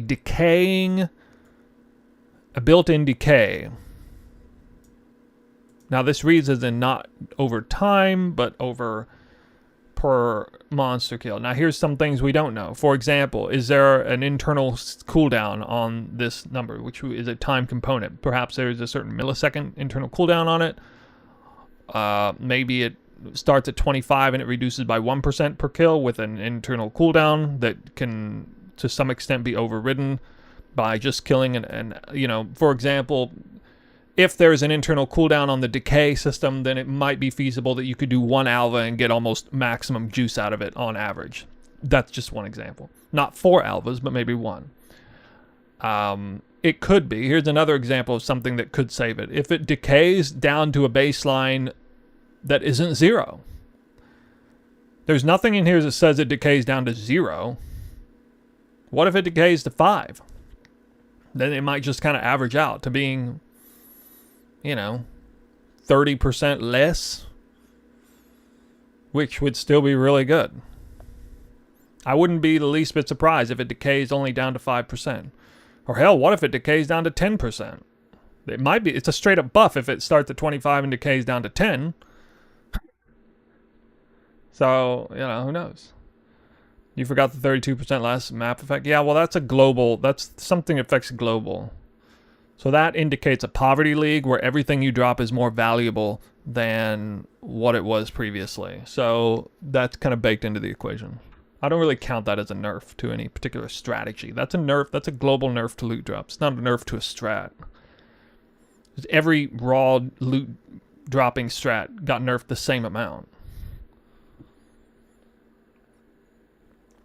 In fact, that's not even true because...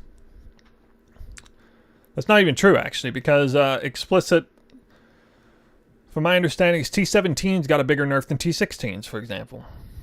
Everything got nerfed, but T16's less so, indirectly, which means T16 wildwood fishing, which is in some ways more viable than T16.5 or T17 wildwood fishing because those maps as a baseline cost a lot, that got elevated indirectly on account of this. So there is an... You know, one of my favorite strats from last league was tier 16 wildwood fishing alva evolution shrine.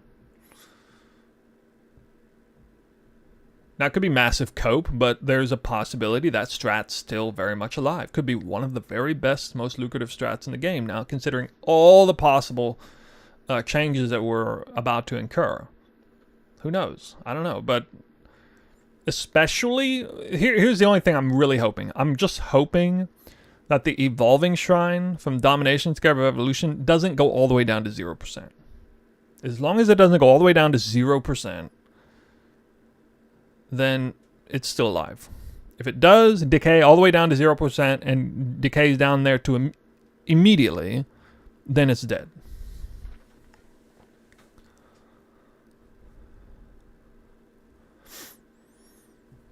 But I mean, think about it. That is pretty harsh. Like, you have to think about it like logically. It's a little bit harsh to, if they, for example, you know, like in a worst case scenario, the domination of Scarab of Evolution now reduces the chance for monsters to upgrade rarity every time by 1% every time you evolve one, with no internal cooldown, no overtime. Like, for example, there could be a built-in timer that makes it go up 1% after, like, every half second or second, right? That could be that, which would still be terrible in the context of juice farming. But, you know, it could be something like that, where, like, you kill an enemy, your percentage goes down. Half a second passes, your percentage went up. You kill 5 enemies, it goes down a bunch. You kill 10 enemies at once, it just registers 1 and it goes down 1% because there's like a 100 millisecond cooldown on it or something. You know what I mean? Like, there's just, who knows? We don't know. There's all kinds of possibilities. I would say, my estimation based on reading this and everything I know about the developers, how they change things, I'm guessing there is about a 10% chance that this is actually buffed compared to what we had before. There's about a 50%, there's about a 60% chance that it's completely dead.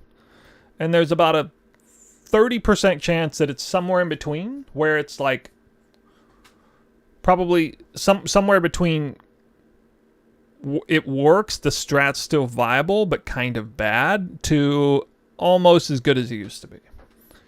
So yes, I do believe there's a greater likelihood that it's totally dead. But I'm going to hold out on judgment there. I don't know for sure.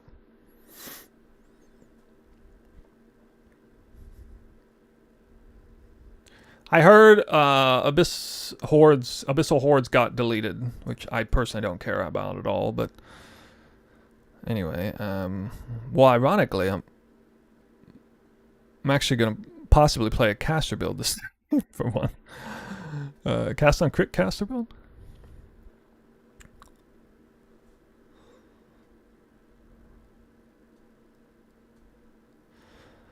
Cartography, Scarab of Risk now has a limit of 1. I actually like this change, because that's really redundant gameplay, just putting 5 of these in. It's stupid.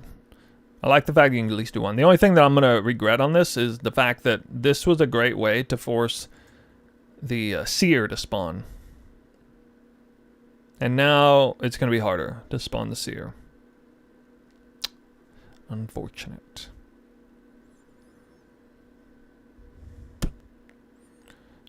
On a side point, Crimson Temple back in the map pool. Login. Login. Just had to throw that in there. Okay, let's go back up here. Let's see, anything else? Bloodline. Yeah, Bloodline Ascendancy looks interesting. I'm sure there'll be some pretty cool things to be found there, but it's too many unknowns right now to really look at it. In-game changes.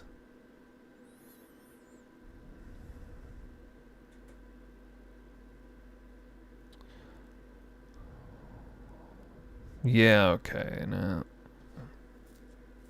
Tier 17 modifiers now grant item rarity, quant, pack size, a value similar to red map modifiers. This is one rather significant nerf to juicing in tier 17s or 16.5s. Except in cases where the item rarity, quant, or pack size has been specifically augmented to be higher. Yeah, because those numbers were lower anyway. Now, when you're doing tier 16.5, tier 17s, you're going to want to explicitly like % more currency or scarab modifiers. Tier 17 maps can now sometimes be corrupted to have 8 modifiers. This is actually, you know, the funny thing is, I don't know how much this makes up for. But this is kind of big, actually. That's kind of big. These maps are going to have crazy % more currency. We're going to have maps with, you open up to like 1,000% more currency. Well, yeah, well, I mean, tons of maps are going to drop, though, because now, okay, so here's something that is going to be lucrative this league. 8 mod corrupted map farming. brought to you by TFT. That's going to be pretty lucrative this league. I guarantee that. Evolving shrines from the Domination Scarab of Evolution. No, okay, we already saw that. Additional bosses from Blight Scarab Blooming no longer spawn extra bosses in their waves. Oh. Yep, maps. Okay, map tiers.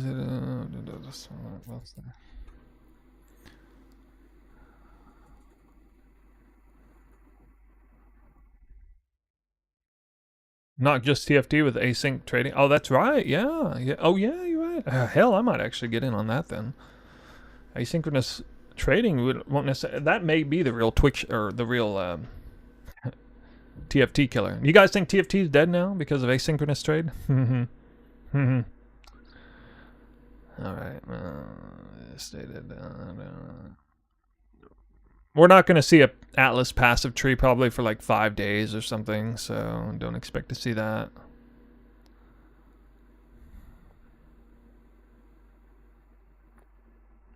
Well, at least they still grant 1% quantity of items found. Woot.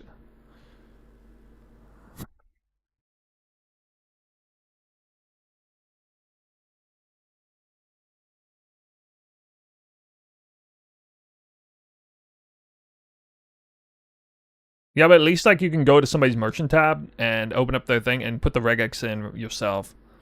Thank God, dude. Thank God.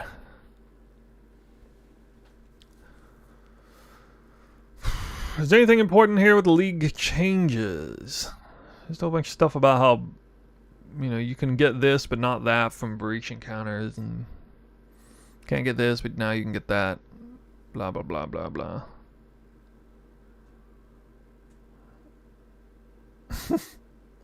Here's a big one. This is one people are talking about. Rogue Exiles drop fewer regular items. This does not affect their bonus additional drops of equipment from each item slot.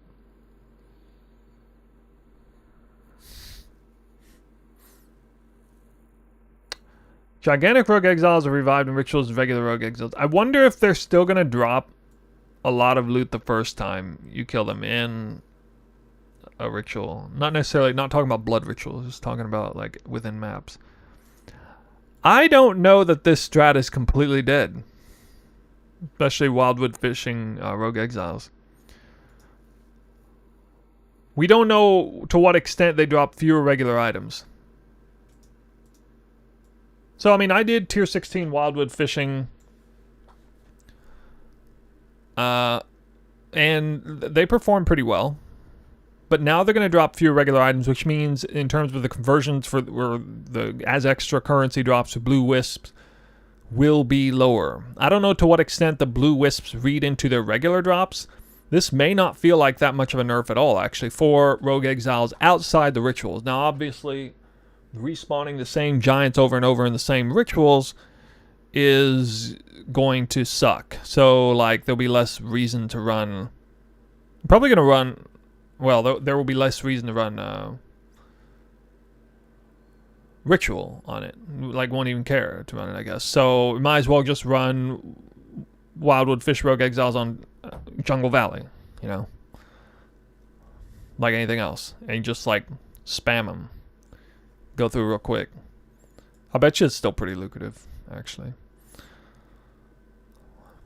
Presumably, the scarabs will be very cheap, too. I could definitely see a mod corrupted map farming Jungle Valley Rogue Exile spam Wildwood Fishing spamming through maps still being pretty good. All things considered. Part of me likes that change because I get so annoyed at the fact that like this whole like blood-filled vessel thing and like there's so much itemized bullshit you got to deal with on that, and like respawning them and like make sure they're rolling. You're hoping for them inside the, and Toxic Sewer is such a garbage map anyway. Like I hate dealing with it. I'd rather just Jungle Valley. Why my message keep getting blocked when typing tier 17? I don't know. I don't know why it would be. Drowning Orbs Maybe there's some sort, I don't know, maybe it's like a derogatory term that Twitch is flagging or something.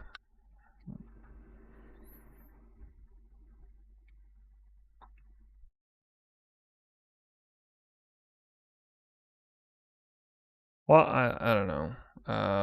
I'm sorry. Like, a while back, I had to set my Nightbot mod to pretty restrictive because I kept getting stupid fucking spammers coming in here.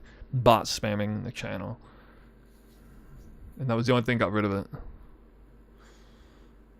So... TLDR, we can have nice things. Let's type the word tier out. Drowning orbs no longer drown the player faster when they have sources of debuffs on you expire 100% faster. Well, that's good. Does the time play Tornado Shot again? I don't know, maybe. Does the build you did in Freesia work with Assassin? You talking about with Poison? There's nothing particularly about it that would be especially good on Assassin.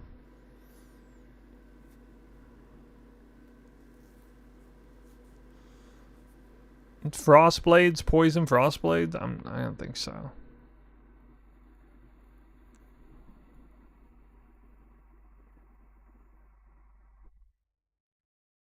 We'll look at a good build here in a minute. I have a pretty solid league start potential concept build for Assassin up right behind here. You can see it in the background. Already linked it once to Twitch. Okay. Spell suppress 40% from 50%. All right, people are clamoring about how terrible of a nerf this is. I'm not terribly bent out of shape over that. Seems like a half-decent compromise to all the people who are complaining about spell suppress being too strong and too, mandatory in builds. So I don't know what else they're going to do. Cyclone deals more damage. Yay. What are the best cast on crit delivery skill gems in the game right now, besides Rain of Arrows or Saturation? It used to be like splitting steel or whatever, but it's not now, right?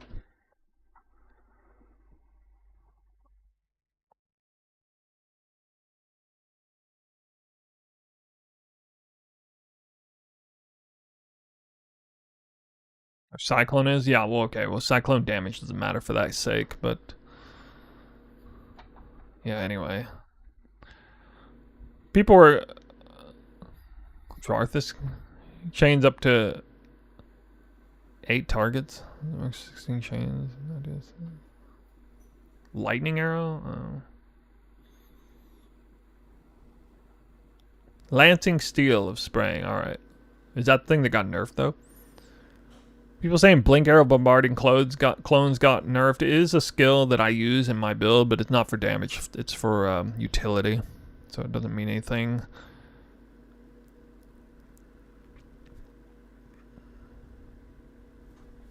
At least not to me. Some people are a little confused, so listen up if you're playing Elemental Hit. This only applies to the melee version of the skill. Okay? Elemental Hit is a melee skill that has a base radius of 1 meter. Okay, now 1.5. Elemental Hit of the Spectrum, I double-checked, has a base radius of 1.5 meters. So they're definitely not talking about Elemental Hit of the Spectrum on here. It's just specifically that one. I did a very quick plug-in to Elemental Hit, comparing it to a few things. It doesn't look like it's all that good still. Maybe there's a way to use it, but... anyway, all right, here's a really big one, okay? We're about to look in a minute at Explosive Concoction. The build you see on behind you in Path of Building is Explosive Concoction. So we'll read this.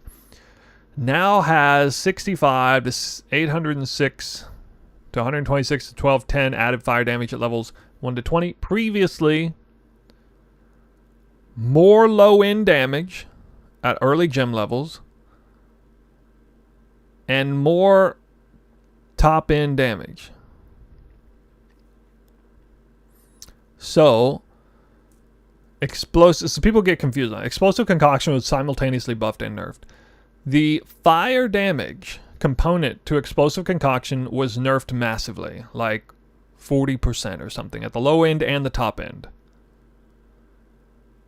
Cold damage, 57 to 706, 86 to 1 to 1058. Added cold damage if charges were consumed. This is a conditional. The fire one's automatically. The cold one requires you to... Wait a minute. What? Hold on.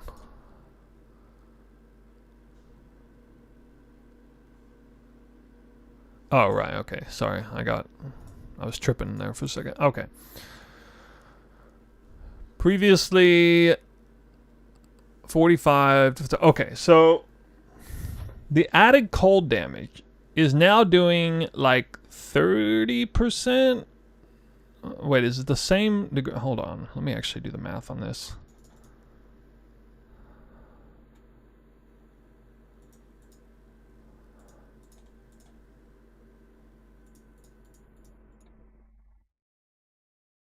%, okay. For fire, 50% nerf.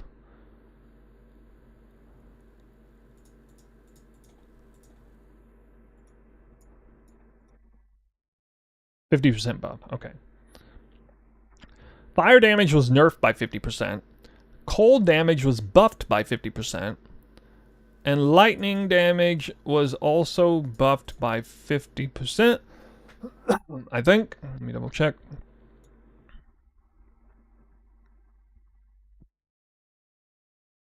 It looks like more than that. No, like 62%? You now need the flasks? I mean, if you were serious, you always needed the flasks. Like that doesn't mean anything. Like, if you're doing this, you're presumably using the flasks. You're trolling if you're not using flasks for this, regardless. That's so much damage you're leaving on the table if you're not, before and after. Now also has higher damage over time multiplier. Like, what the hell? That's crazy high. That's like double. Alright, here's the one that I care about. So, okay, so explosive concoction, massive buff if you're using the flask charges. Explosive concoction of destruction is different. It does slightly less damage, but it has actual like crit multi. Look at the crit multi number.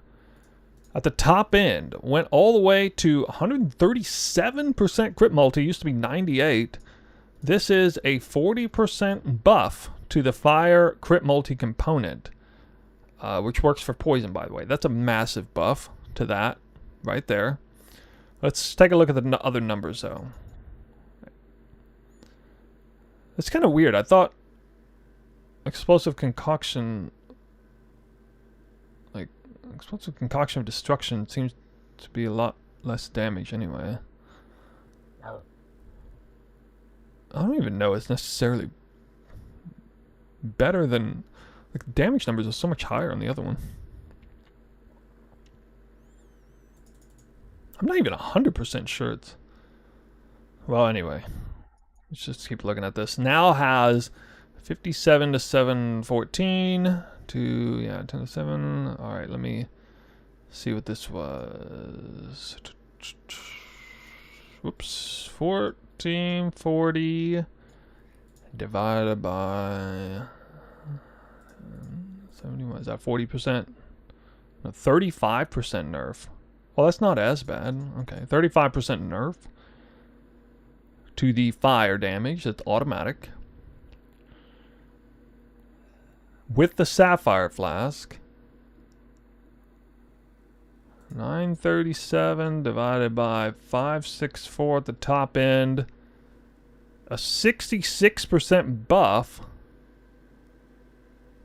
to the top end of cold. Now, we're going to look at leveling for a second, because they did nerf the leveling, but I'm just looking at late in-game top end here. Let's level 20 gem numbers. 1562 divided by 854. Okay. So explosive concoction of destruction was actually buffed even more. It was nerfed less and buffed even more than regular explosive concoction.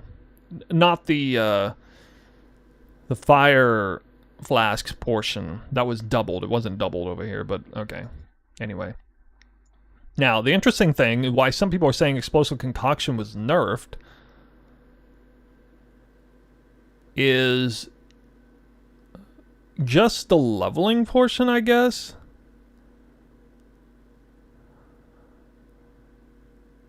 No, actually, no, that's not right. I don't know. Even I got confused. Actually, I don't know what people were talking about with it. Did people just read the fire number and stop reading? They didn't read the cold and the lightning numbers? Because most people want to use it with leveling without flasks. I mean...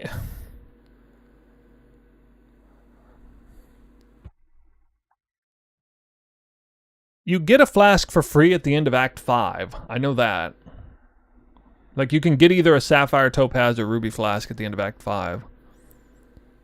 You would presumably pick a Topaz. You probably drop one of those three as well. Econch Ignite. Yeah, I had an Elementalist Econch Ignite theory crafted build. It's in here somewhere. From like a couple of leagues ago.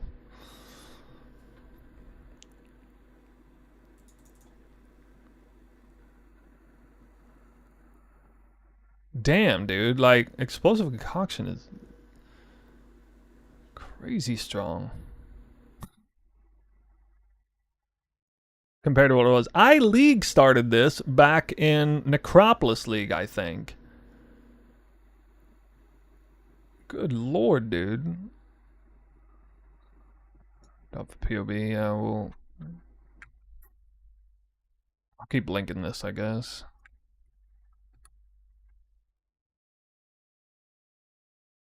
We'll talk about that in a minute.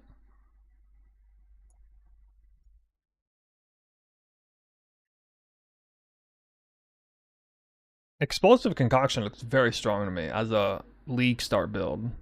I understand people are like, you know, it's another one of those things, like one aspect of this skill gem was nerfed and everybody loses their fucking minds. When like other parts of it were like massively buffed. Almost Ignite. This is... shit, I don't even know where it is.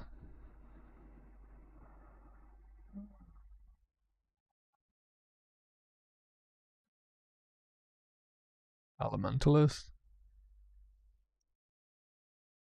You can see it. There it is. I never played this. This is a hypothetical thing, and it's not even up to date with like it's an old tree and everything, but you can have fun with it if you want, I guess.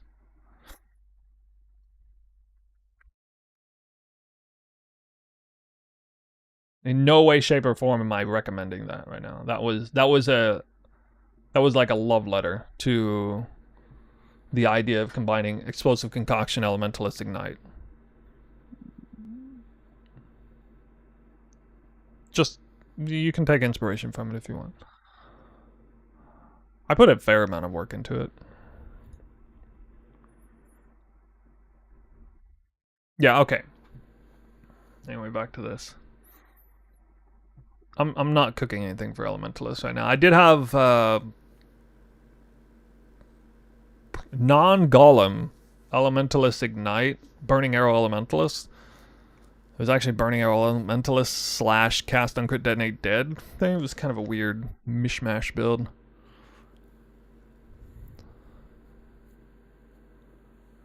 Can't really use LMP plus Jivali. I mean, LMP plus Jivali isn't good anyway. Like, it's not even good for multiple reasons.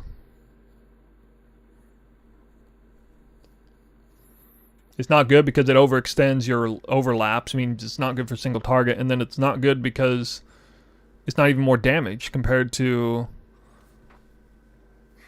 It's not even more damage compared to, like, damage links. Like, I can go right back into this.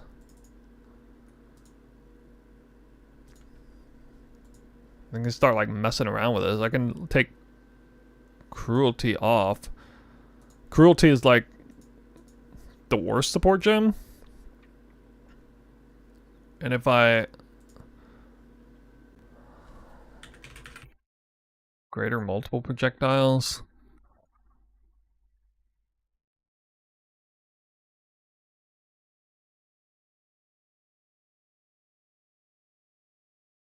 I guess it is technically better, but it's not much. It's only marginally better. I never liked explosive concoction with both of those anyway. Having played it myself, I only liked it with the greater volley. Time for a Twister PoE 1. I don't think it's gonna be quite what you think it is, guys. Twister and PoE 1. Well, maybe we'll look at it when the game releases, but I'm definitely not gonna build a league starter around it. Exsanguinate, I keep thinking about my Cast on Crit Exsanguinate Val Reap champion build that's sitting on the shelf, and they just keep nerfing, or they just keep buffing both of those skills over and over again. I'm thinking, man, maybe it's time to take that off the shelf.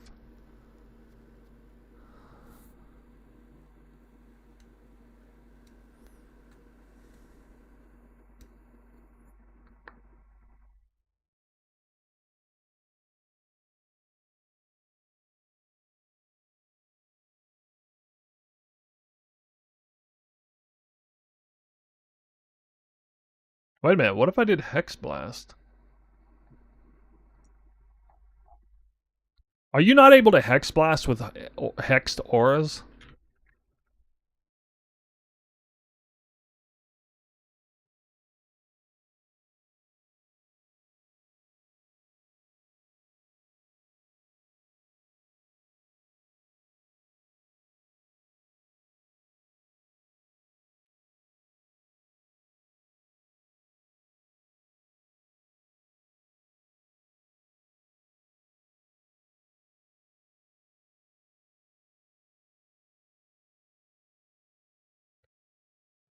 I don't have much experience researching the skill. How good is Hex Blast for poison builds?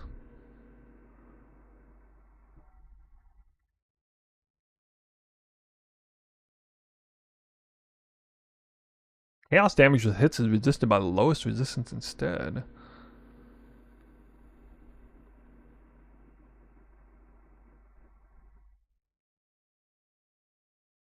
With hits, not damage.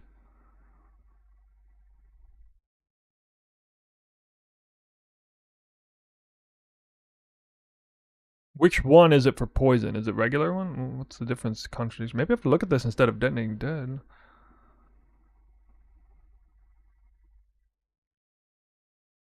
Has this skill been nerfed recently or anything?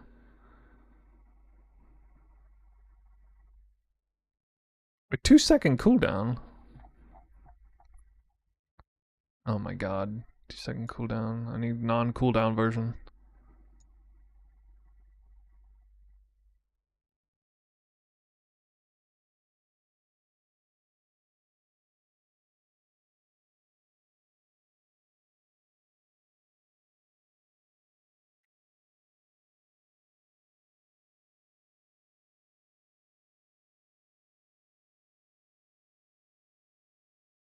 Hex Blast of Havoc, but it doesn't have increased damage component.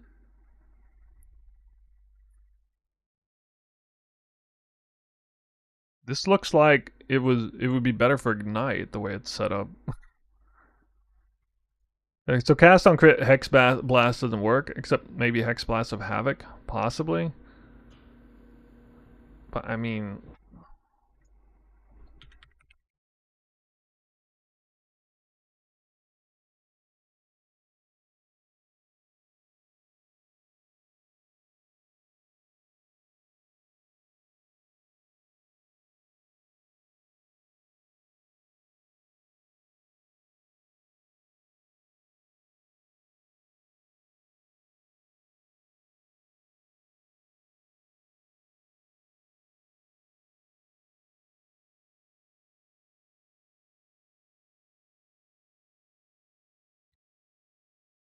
yeah, I assume Detonate Dead of Chaining Reaction is going to be stronger. You would actually save an Ascendancy point though if I did Hex Blast.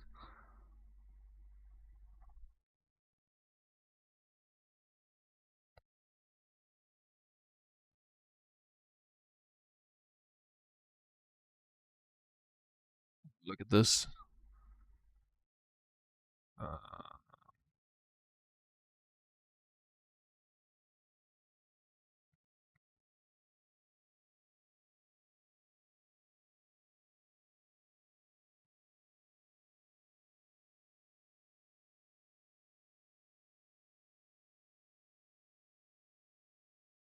I made this build and it had 50% less poison duration at the time. Damn. Damn, dude.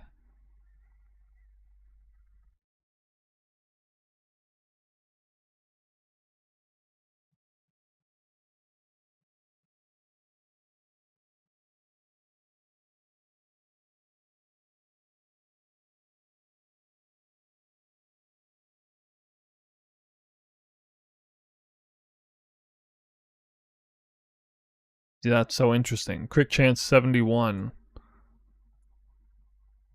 Rain of arrows 100.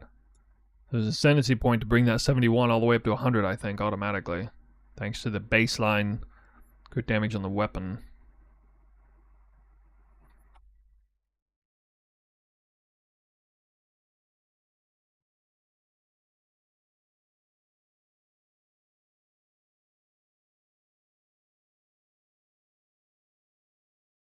I don't know why I need a power charge on crit.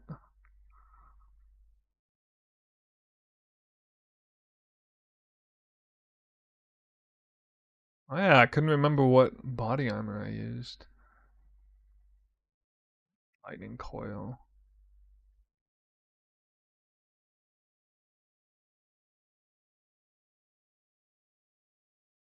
I played this build on stream a little bit in the in-between time.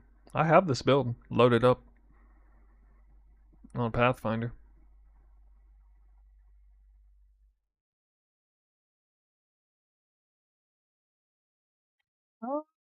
Ah,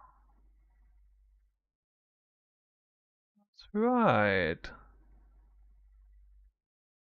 Grand spectrums. No, I can't show footage because I don't think they'd exist now. This was a rain of arrows cast on crit. This is, right now, right this very second, this is the one I'm most eager to potentially league start. On an assassin, I would have to make some changes, obviously, but...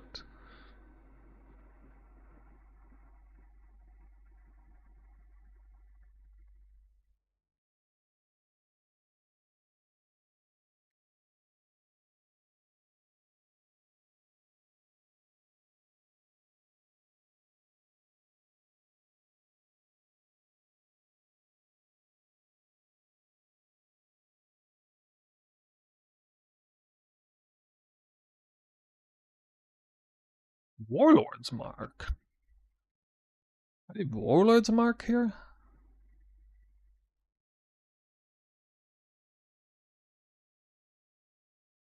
Maybe... back when Rage? No, Rage doesn't do anything for this build.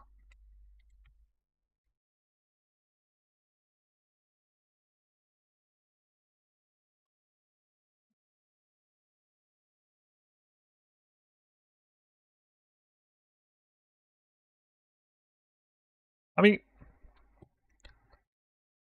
look at how weak sauce the ascendancy point is. Poisons have a 20% chance to deal 100% more damage. Alright, that is 20% more damage on ascendancy point. Okay, that's kind of, you know, B tier. It's not enabling anything, especially. Actually, no, that's not right. When you kill a poisoned enemy during any flash, nearby enemies are poisoned. Alright, that is actually pretty good utility. Okay. To be fair, Master Toxis is a pretty good ascendancy point. I wouldn't say it's the most powerful point in the world, but it's pretty good. Nature's Reprisal, very good. Getting Wither automatically and increased effect of Wither. However, with a build like this, on bows, you don't get any major advantage out of having Wither, because, for example, I could simply put Wither on the Mana Forge Rain of Arrows. Like, there's almost no difference. So I would simply just put withered touch in here somewhere. Like, I would sub out something, like one support gem. So it's not that huge. In some cases, getting wither is like super build enabling. It's not actually for this build. Magic utility flash applied, you have 30% increased effect. Shitty. Flash charges 3 charges 3 seconds. Also shitty. So, okay, Master Toxis is arguably S tier. Nature's Reprisal maybe A tier, and then we have like 2 C tier ascendancy points. Okay, not even B tier. They're C tier. They're not even nothing. Over here, okay, and in order to make it poison, I had to use these gloves, which sacrifice the glove slot. Your fire damage can poison 50% less poison duration. That's literally, you do half damage is what that means as far as the downside. The assassin doesn't even have to use those gloves because they have all damage from hits can poison. Not automatically poison, but can poison. So that downside from gloves, gone. The glove slot also back in. Another thing about this build, you'll notice no perfect agony, which seems kind of retarded for a cast on crit poison build, right? But back in the day, perfect agony sucked, like super bad. So, I mean, it was worth using, like, potentially, but I remember looking at it, it wasn't like any good. Had I had today's perfect agony back then, Theory Craftsman's build, 100% I would have used it. Like, you'd be a moron not to use it. And with the assassin, you're going to get that in. So the assassin will get all this good stuff. It's going to be great. Base spell critical strike chance of spells is equal to that of the main hand. All right, what is my base?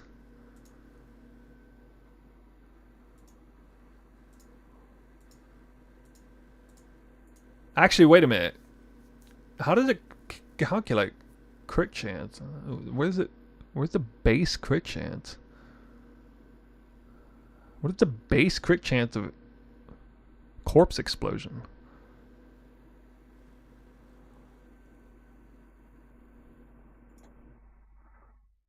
Because there's actually a spell component to it. I don't know.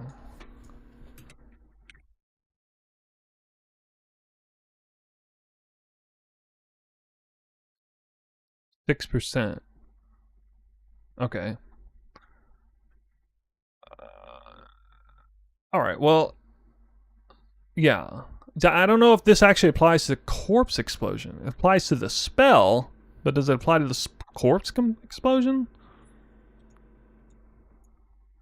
Wait, actually, I can kind of see it. So it must, because it's the same number. At least in Path of Building, it's suggested as. Okay, so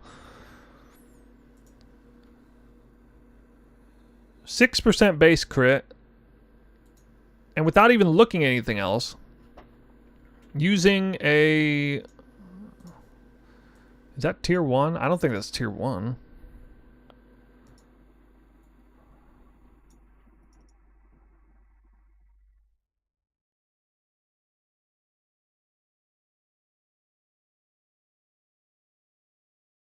Actually, I think it's a hybrid mod.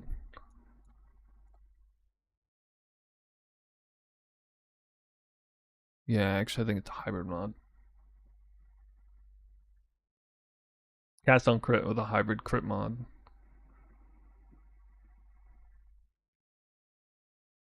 An elder suffix. Yeah.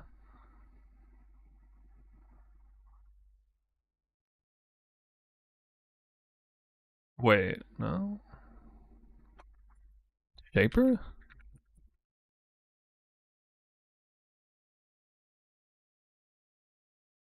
Oh.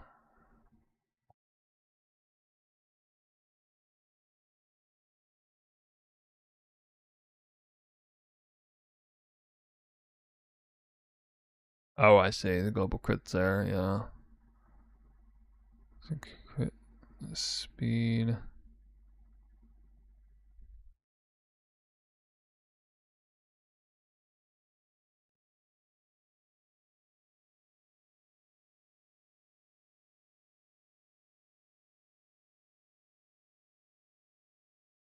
No, it just looks like a tier 1 crit roll.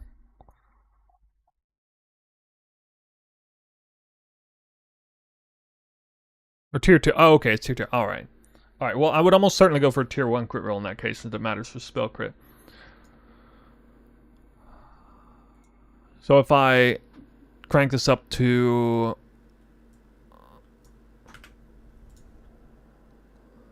that... Okay, now almost 9%. So this would be nearly 3% flat crit to spells, which I assume will literally be the difference between 71 and 100. Because I remember I got just enough crit so that my rain of arrows of saturation would crit 100% of the time. And I'm willing to bet if I... Look, I'm not even taking Heartseeker or nothing. That's crazy. So I wouldn't even do any of this garbage up here probably. We'd just go straight... yeah, we get all the crit nodes. Like all this stuff too. Crit with bows.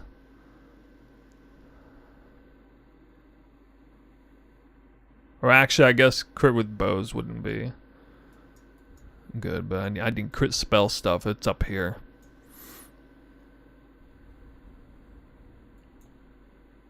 Where is all my crit?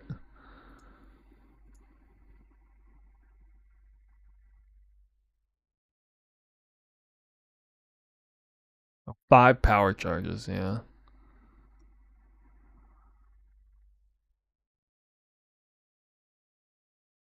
Yeah, 4 power charges was the point there. Okay. Alright, got a little distracted there, but that's alright. That's something for another day on another stream. Looking more into that. But, yeah, I'm just looking at, you know, infused toxins, toxic delivery. I guess unstable infusion, and which means I won't need that power charge on crit mod. And mystic infusion. Or knife in the back and opportunistic look pretty strong. That's what I have for the explosive concoction hypothetical build. Poisonous concoction.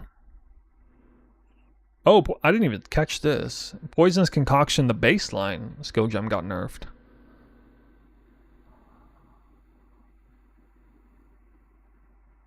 Oh, but it was buffed also with the flask. That looks like kind of a net neutral. Do you plan to play assassin? I haven't decided yet. I don't know yet. We're looking at assassin today, though. Hey, Snoobay, big fan of your content. Happy to catch you. Thanks, you caught me.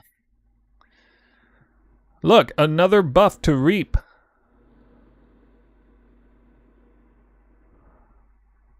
Crazy.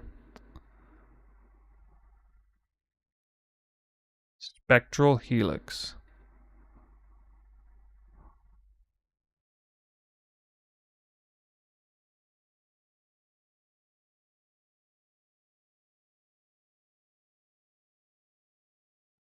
So who's planning the League Star Elemental Hit of the Spectrum Warden? Storm Rain of the Conduit buffed. I kind of dug Storm Rain of the Conduit. I liked it, actually. But it never seemed to fire enough beams. Maybe this way I'll feel better about it. How's your Warden Elemental Hit starter feel after Suppression nerf? I would not notice any difference, I don't think. You play that build by freezing everything, and nothing does any damage.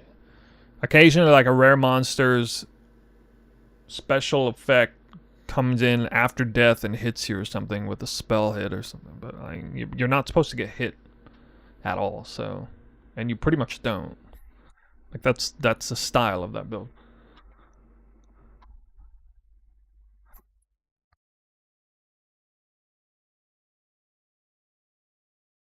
Wait, Volatile Dead was buffed?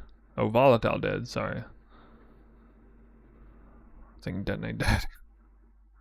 Haha!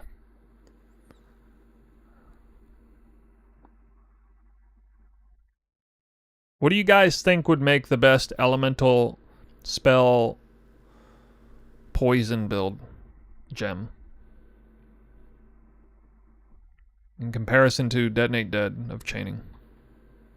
Look at Fisher. Fisher will not automatically target enemies hit by the explosion of the previous Fisher chain. I mean, I don't really care about that. I never even understood how that build worked or looked. I'm not going to play slams, guys. I don't think I'll ever play slams. Sorry. Spark. Cast on crit spark? Is cast on crit poison spark? Is that a thing? Or is it just poison spark?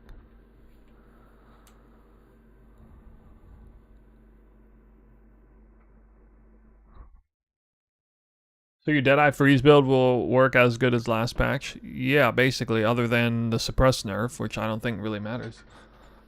Eye of Winter. Oh, Eye of Winter is a decent choice. Yeah. I didn't think of that. How good is Eye of Winter as a cast on crit spell poison potential? Eye of Winter. I know that hits a ton of times, right? Val Reap, more physical damage.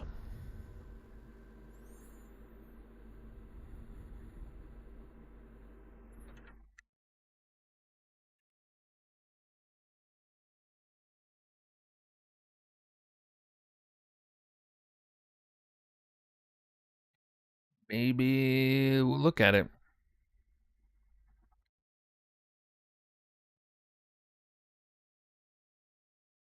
What's this thing about energy shield leech getting wrecked? I don't see any evidence of that. Oh, Hex Touch support got buffed. Wait, not in any meaningful way. Okay, not in terms of the effect. Never mind. Sadism support.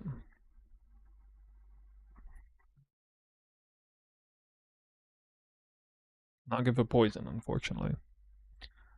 Unless you're like Giga overcap damage, I guess. Alright, here's all the assassin stuff. I don't think there's any changes based on the teaser that they gave. Talking about this. You think Scourge Arrow of Menace? Yeah, probably.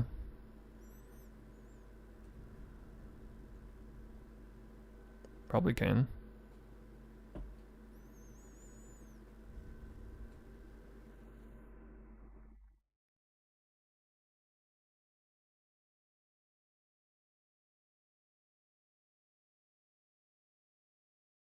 I like how they buffed the bark skin stuff. No reservation, mana reservation. Why that even had mana reservation? I don't know, man. They buffed Pathfinder's goofy specialized things. I mean, 250% crit chance is kind of big. Not gonna lie.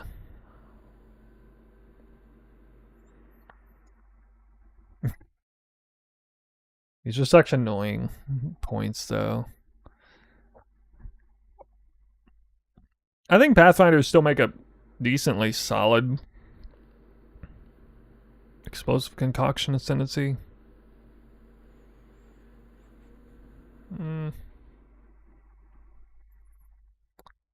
I didn't notice any really meaningful, unique changes. Snacks on YouTube says, "Are you just getting here? Thoughts on the new Twister bow skill?" I reserve judgment for it. It looks cool. I do like to move fast, but I don't know. We'll have to see.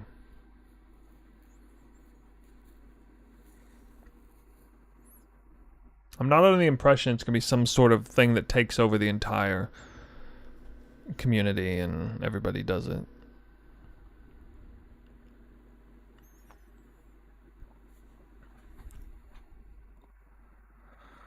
Demon Horn base crit reduced.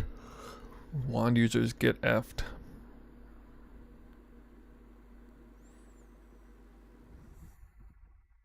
They're like normalizing them. Why are they moving these around? Please, if you have time, I have some silly questions. I mean, maybe. If I have time.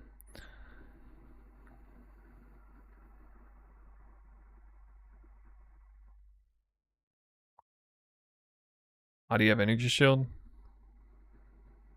What, right here in the background? Torture mask? Phantom boots? Leper's alms?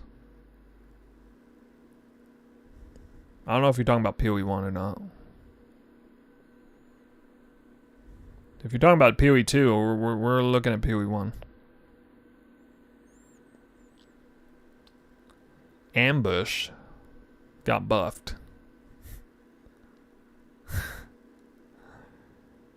Imbued heist, guys. Who is ready to blow an awakening scarab for 5 additional smugglers caches?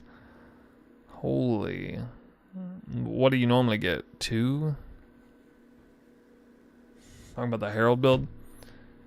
Yeah, please use our Discord for that. We're neck deep in PoE 1 theory crafting right now.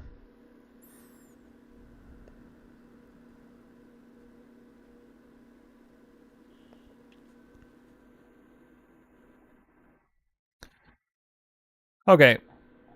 Yeah, that's about it for patch notes. I don't see anything else major. Alright guys, so I'm going to be making a video either tonight or tomorrow. I'm going to use this build as kind of a blueprint or whatever. And for the video. So I'm of the opinion that this is about to become a very popular body armor. Do you guys know why? This is a tier 3 body armor called Cosprey's Will.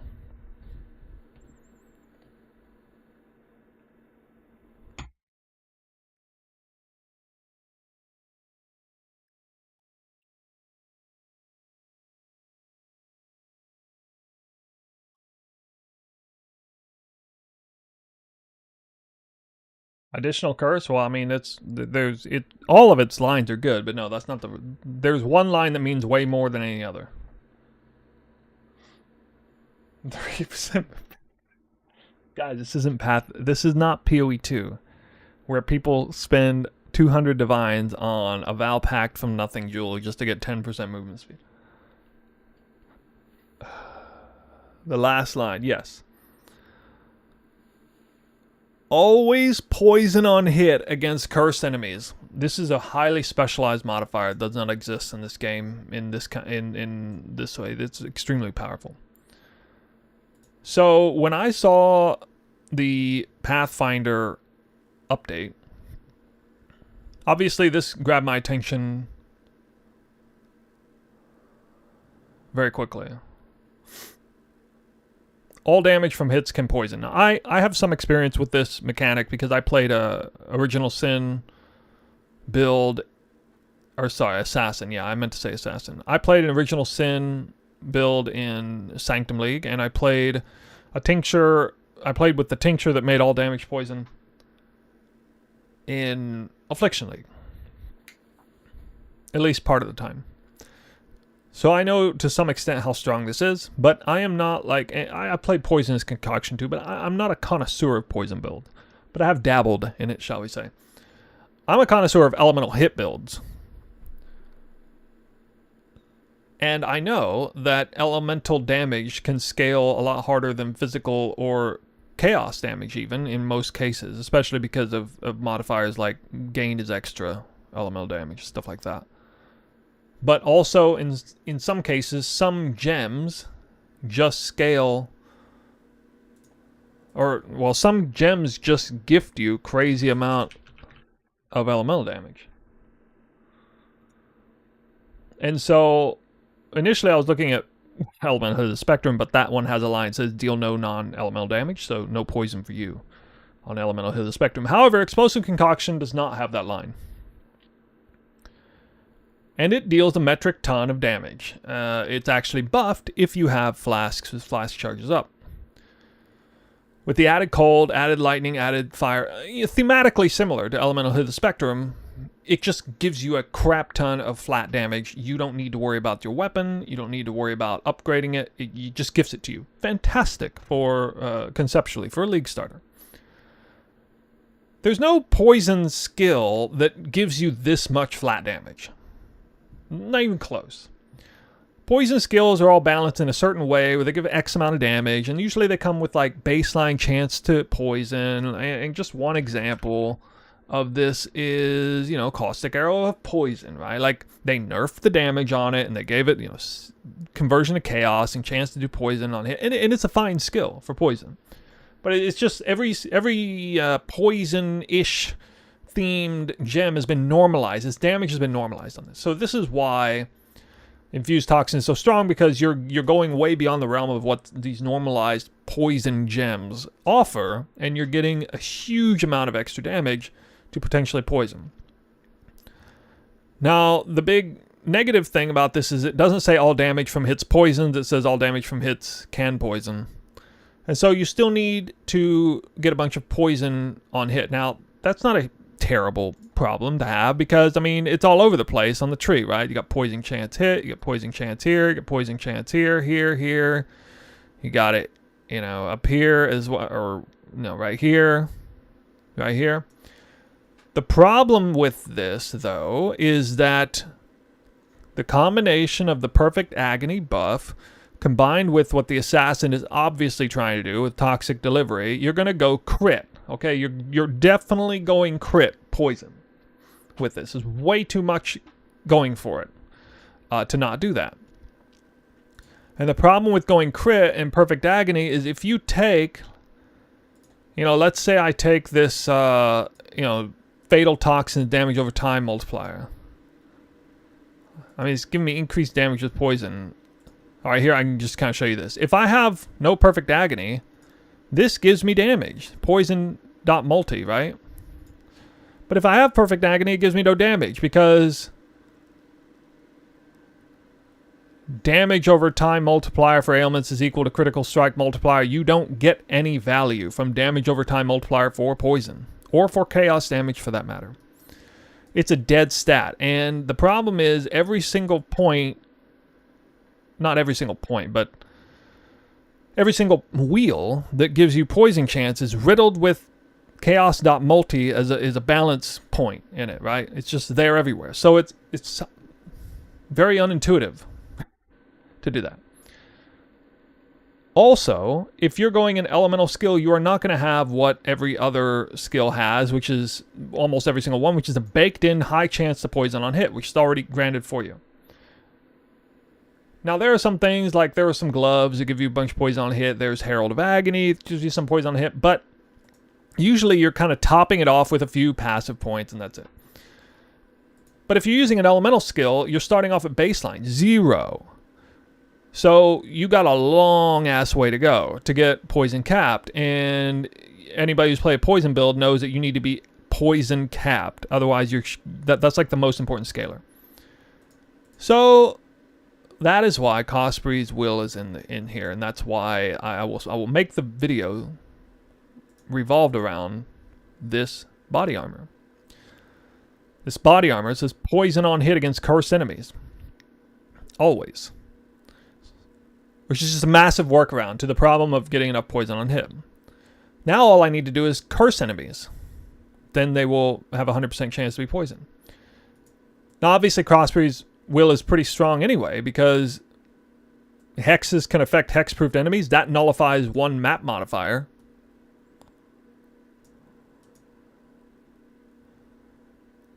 You can apply an additional curse is super strong unless you're going anathema. Especially for poison builds, which favor curses more than most other archetypes, because temp chains is actually a big deal. Chaos resistance, massive roll there, and a huge evasion roll. A huge evasion on this body armor. I think it's like 3,000 or something almost at the end. Yeah, 2,900. This body armor is not very popular. Okay, and there's some other body armors that are more obvious for poison build, like the Covenant or Dendrobate. But this one, or even, what the fuck's that other one, that chaos one? I can't remember. There's even another one that is like a bunch of % increased chaos damage. But Cosby's Will, I think, is going to be a super useful one if you're going elemental poison damage on an assassin. What I decided to do with this is a little bit odd, but this was kind of the hardest pain point of figuring out how to work the build.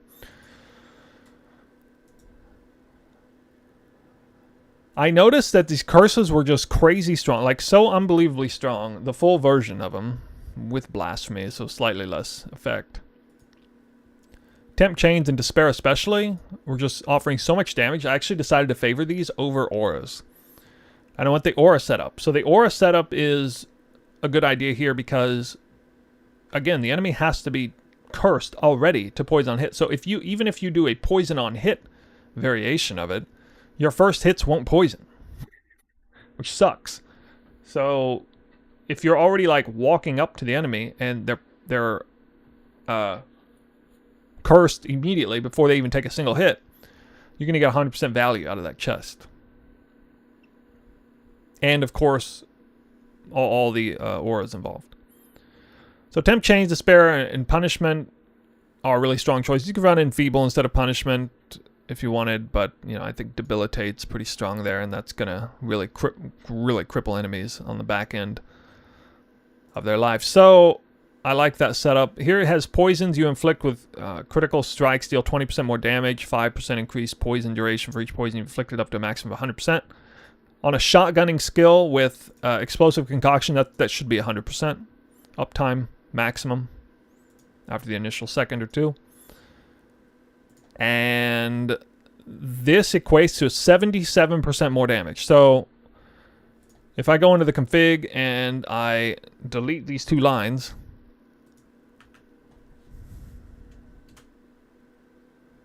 it may not be exactly the same now, but before when I checked, it was 77% more damage is what this ascendancy is giving. That is like beyond S tier. Okay, that's like old school far shot with you being at maximum distance 100% of the time.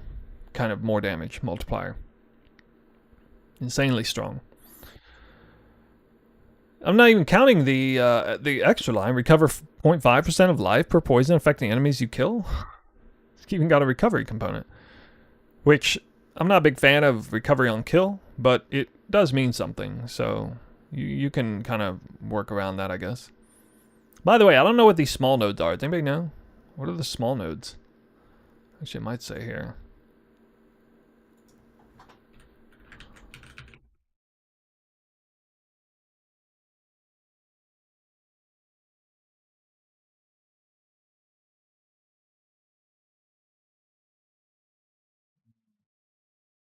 I'm gonna guess they have something to do with crit. They're probably all crit or something.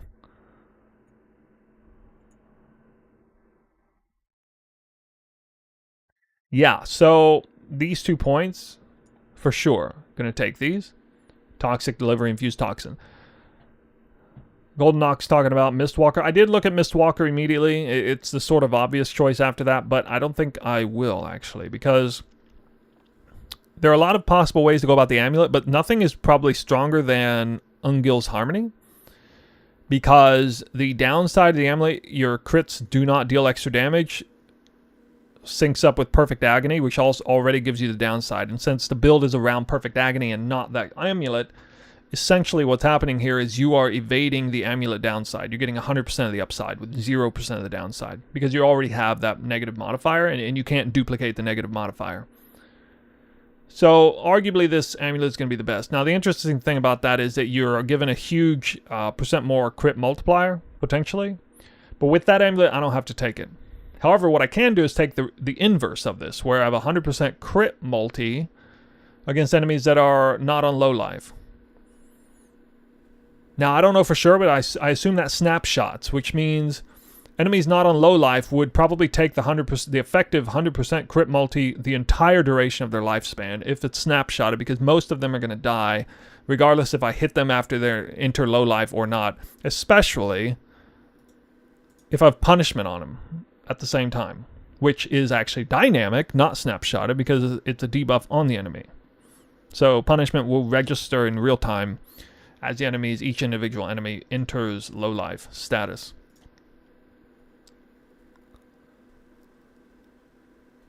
So I kind of like the idea of Knife in the Back prioritizing crit multi, and then essentially 100% more critical strike chance against enemies that are on low life. Sorry, for the jugular is what I mean. Is a wasted stat, basically, here. So I wouldn't necessarily have to take that. Could use something else, but I don't think Unstable Infusion is going to be all that useful here. I don't think Shadow Blood is going to be all that useful here unless I went like, oh, what's that jewel that makes you self-poison jewel or something? I've never met a recoup build that I liked. I never play that way, so yeah, Golden Rule, right? Assassin's Mark, this seems like a big waste. Death Marked, especially in the back end of here. I don't really understand the appeal to Death Marked other than saving gem slots, because I mean, you can just get Assassin's Mark on hit, and you're doing the same thing. The only thing is this doesn't have an internal cooldown. It's effectively the same thing as Marked on hit with no internal cooldown, which is still not as good as Cast on Crit, but I figure I'd just settle with this. And then I get Frenzy Charges here, which will not be the most reliable Frenzy Charges in the world, but I mean, with shotgunning and poison things staying alive, it should, as long as I'm not consuming my Frenzy Charges, they should be up pretty good. Poison duration 7.08 seconds.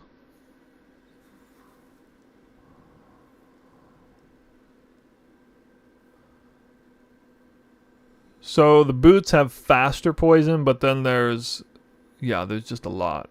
So this is major ramp up for sure going on. That's Leper's Alms and Unbound Ailments together.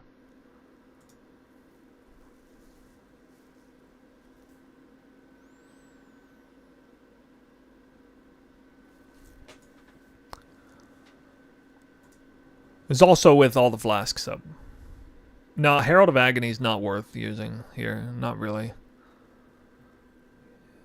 Alright, so I also like Opportunistic, which this is not registering in the POB, but 25% more damage while there's at least one rare unique enemy nearby, and then 35% less damage taken while there are at least two rare unique enemies nearby. I think that would have a halfway decent uptime on both ends, actually. Damage from your critical strikes cannot be reflected. I don't know how reliable that'll actually be in maps. But if it is reliable, then that's super goated, because then this build is eliminating 3 map modifiers in a unique way. One of them is your hexes can affect hex-proof enemies, so enemies are hex-proof, doesn't mean anything. And then double reflect. Get out of here, And in this build, Shield Charge does physical damage and Explosive Concoction does pure elemental damage, so you will die from either Reflect under normal circumstances. So it's a build that cannot run either Reflect normally. So if this works, like I hope, maybe... Don't you need a 100% crit chance for that not to kill you randomly? Yeah, probably, but I may actually have a 100% crit chance without conditions here. Let me look at Shield Charge. I haven't looked at Shield Charge before. No, okay, I guess I don't.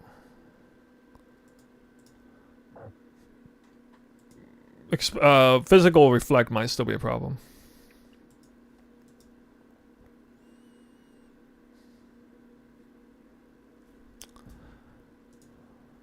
I don't know. Maybe it's good enough for Elemental Reflect.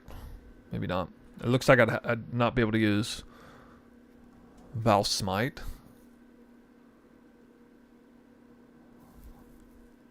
on those maps. I would also get awaken elemental damage with attacks later.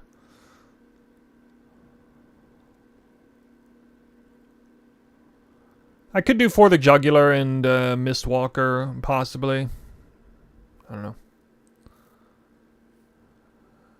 I kind of like the idea of 35% less damage taken than juice maps. Most juice maps, especially like if you're Legion farming for whatever reason, that would be pretty impactful. This build initially started off as the elemental, or as the explosive concoction build from whenever I played it back in Necropolis League. So that was like, I took that blueprint and then transformed it into this. Made several changes, but here's a link that stayed intact. Shield charge, faster attacks, Fortify, Val Smite. In maps, Fortify is pretty reliable here, especially if you already smited. Val Smite is pretty high uptime actually. With this damage, it's high enough I think it's fine to enable it. I found I can have almost 100% uptime on that if I'm paying attention to it.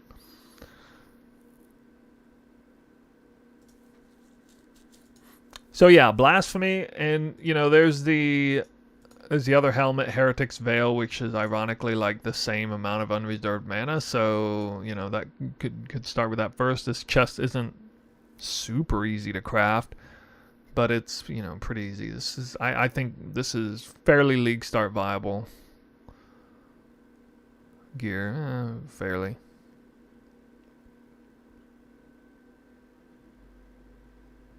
Maybe not every single modifier, but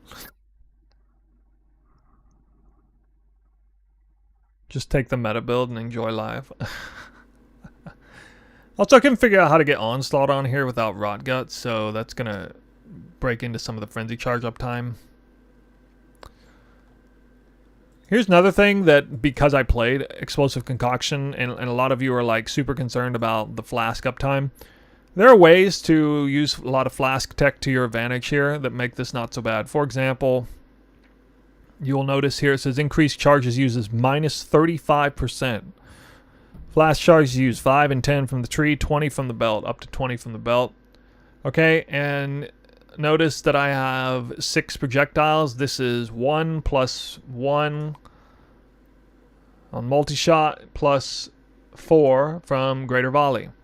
This means that if I have all my flask charges and all the flasks up, including, you know, all 3 of these, Ruby, Topaz, Sapphire, they would normally spend 6 charges each, except in this case, they're only going to spend 4 charges each. So the global reduced charges used does count against the charges used from this mechanic, which is really, really nice.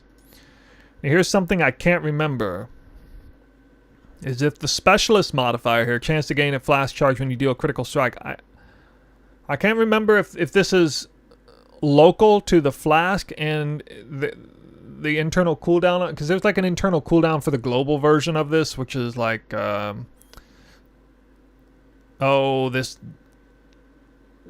mastery, 25% chance to gain a flash charge when you deal a critical strike. That can only feed 1 charge at a time. I don't know to what extent this works here. It might be just 1 charge on 1 flask per hit or not. But here's the thing. Flask charges gained. Look at this. 20% flask charges gained. And then we're going to have 40 here. So yes, I've dealt a crit recently. I should probably put that. 40 flask charges gained.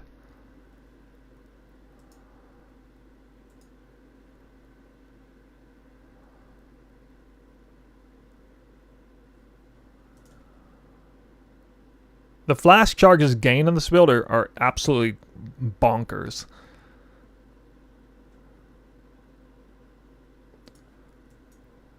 Down here you have enemies that are killed by elemental ailments grant 100% increased flask charges. This is like global to, or local to its own. The way I know this is local in and of itself is because this does not save you from the map modifier 98% reduced flask charges gained or whatever, which will actually be more reasonable now with the reduction in flask charge, or reduction of explicit modifiers. That mod always annoyed me. It got so close to 100%. So I believe this would give you... I don't know if this is the last number that's calculated, but here's the thing. We also have, even if it's all additive, I have Overflowing Chalice. 75% increased charges gained by other flasks during the effect, with 70% increased effect. So that's 75 times 1.75. Okay, plus 40. Assuming that's additive.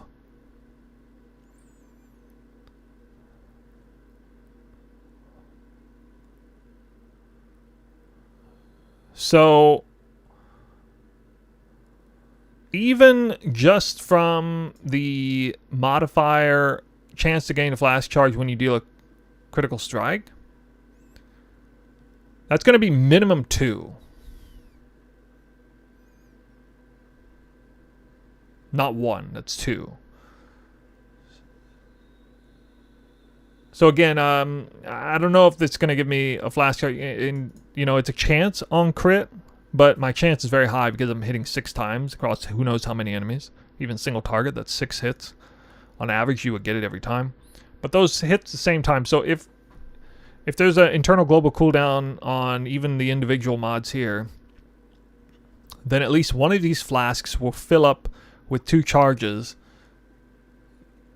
when I spend 4. So spend 4, fill 2 per cast. Per one, though. So I guess spend 4, fill 2 on one flask, spend 4, fill 2 on the other flask. So, yeah, I don't know exactly. So the point is, the flasks actually last a little while on a boss fight. You don't just instantly run out of utility flask charges with this build. I know this because I ran the build. And the flask tech is identical to what it was before, and I realized that in the end I set it up a certain way, and it made it work. It made it work so that, especially in maps, it was very easy to sustain the flask itself and also its charges completely.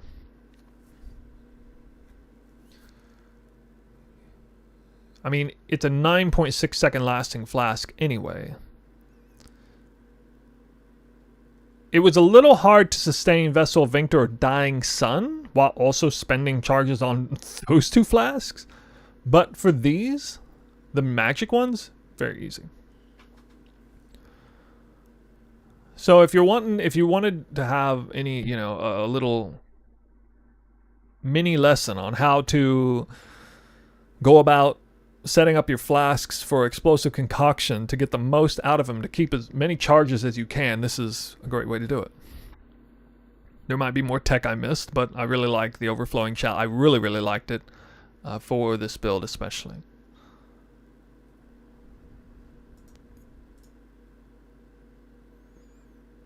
I don't know about going all in on Concoction Starter. Well, they didn't nerf it. They buffed Explosive Concoction. Why are people saying it's a nerf?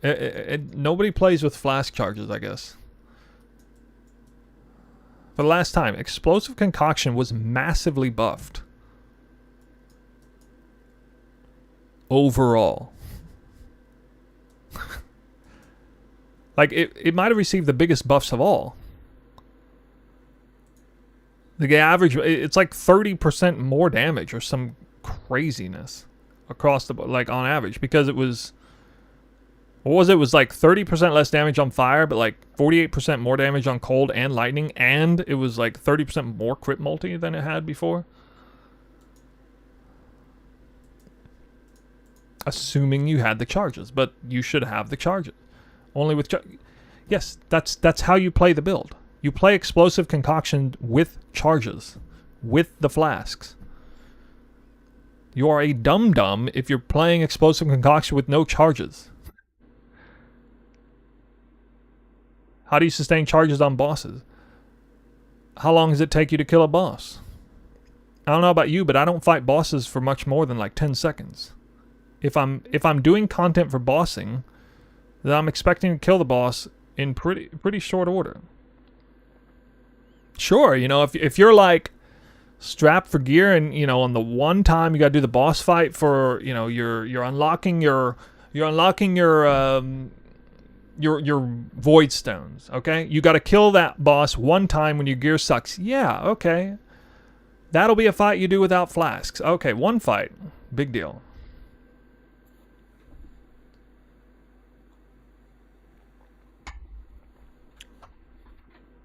Not playing bows this league? I don't know. Probably going to. This is not... I'm not talking about a league starter that I'm guaranteed to be starting. It's just something that I worked on the past day.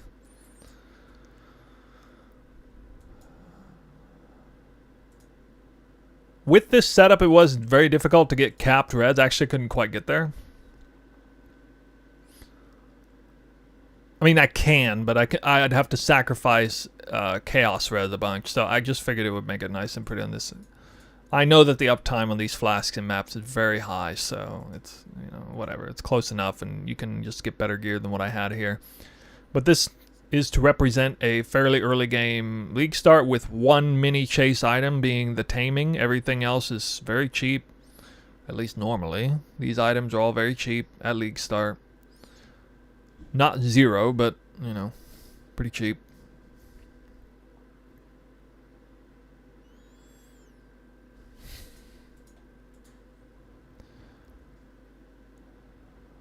I mean, what are you doing with the flask slots in the campaign, anyway? Like, are they not empty anyway? Like, you're doing, like, double Quicksilver flasks and you still got, like, I don't know about you, but I don't even use a life flask after, like, Act 5. Like, I have it there, but I don't use it.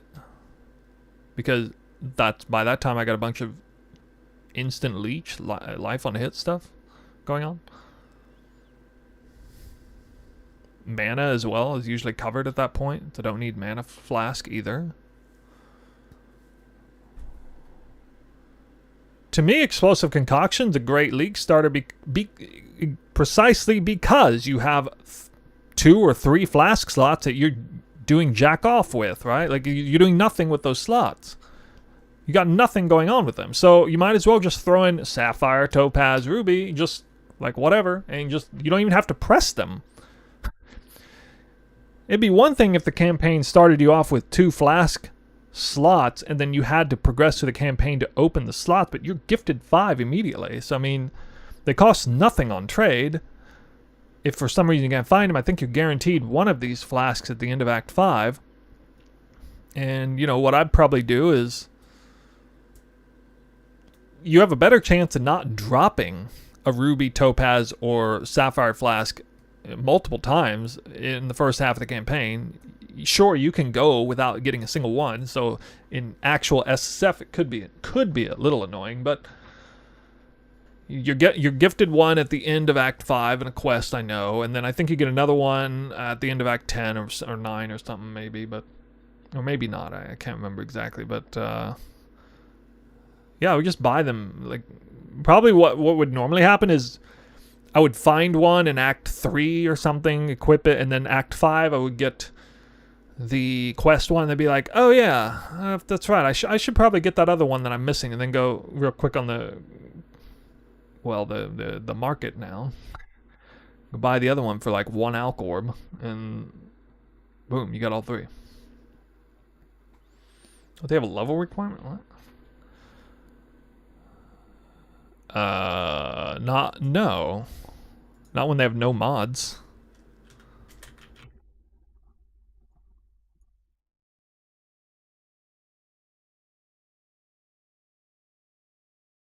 Okay, 18. Requires level 18. So yeah, you can't use them in Act 1. That's it.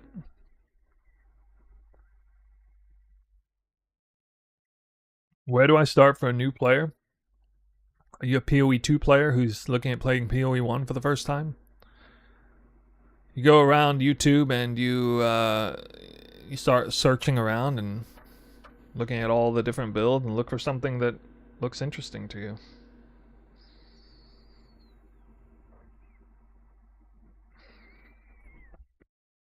That's what you do. And then you research the build creator and see if they're somebody of high status. And if they are, then you follow what they're doing. Or you can go in totally blind. But that's dangerous. YouTube's a trap. Can I copy your POB for POE 1? Don't copy this. This is theoretical stuff. If you want to copy what I'm doing, you're gonna need to wait a few days. I don't come out with a build guide till like the day or two before, because I always refine it as much as I possibly can. Extra life. Yeah.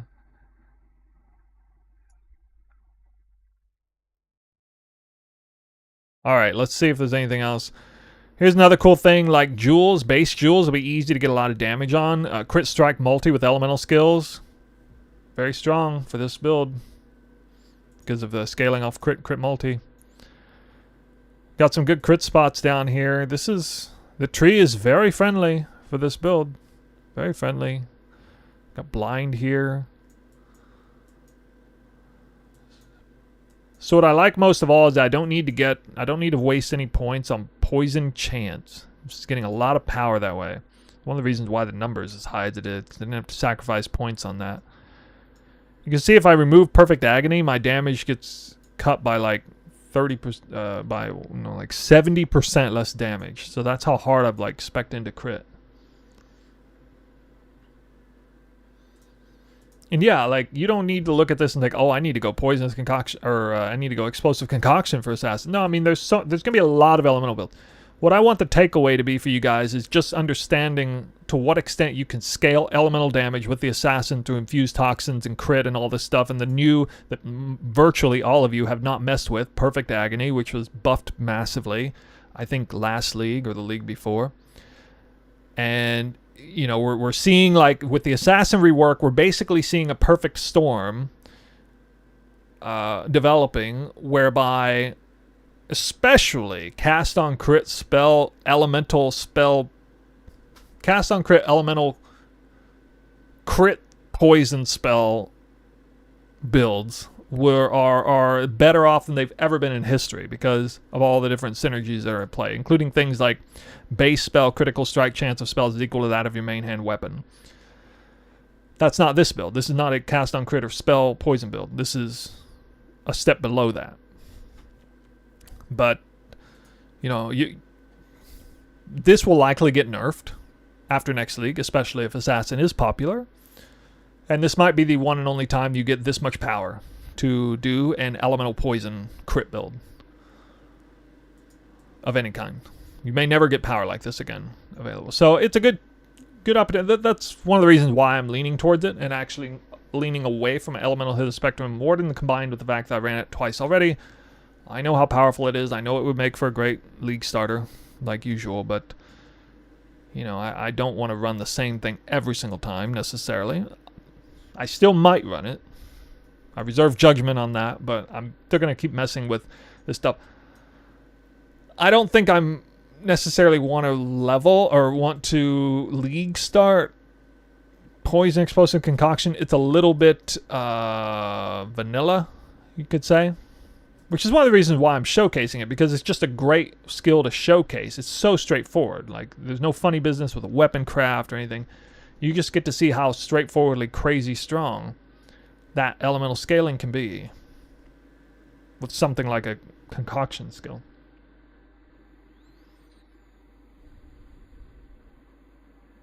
Did you do any planning on Unaffected by Dot's Ascendancy? Seems pretty interesting. Go Winter Weave, I say. No, I didn't. No. Scourge Arrow? I don't know, maybe. Maybe.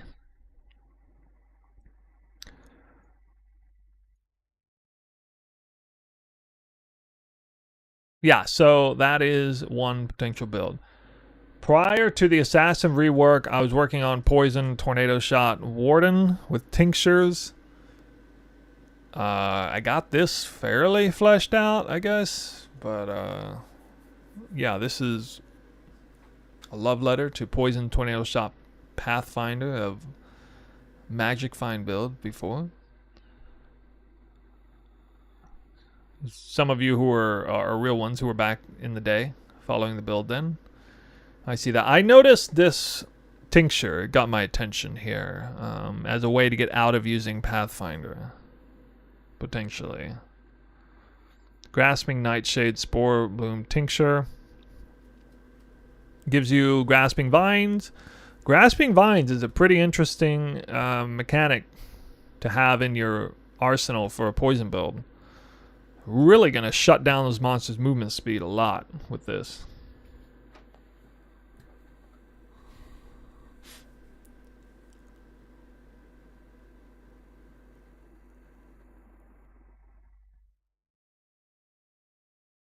But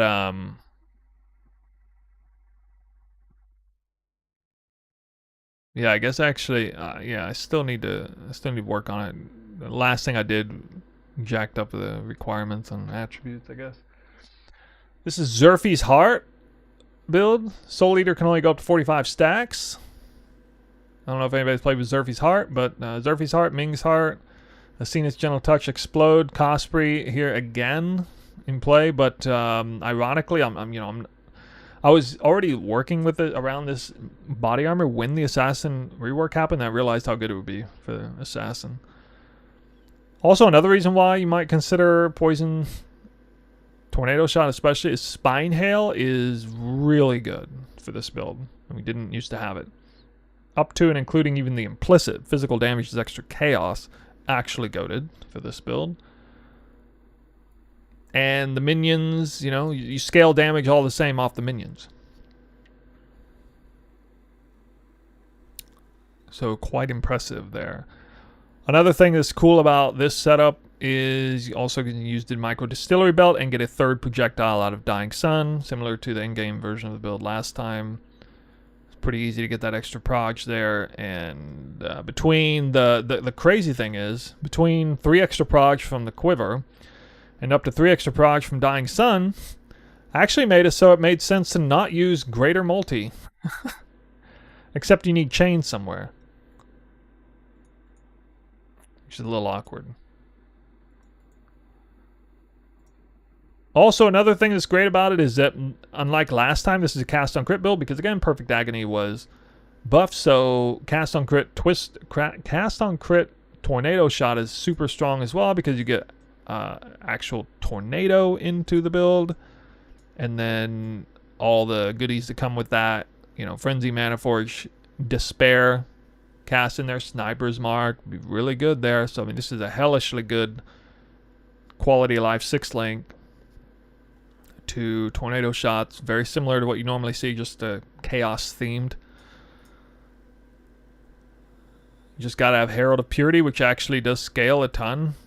Well, the reason the damage is so different is because it's also factoring in the additional proj.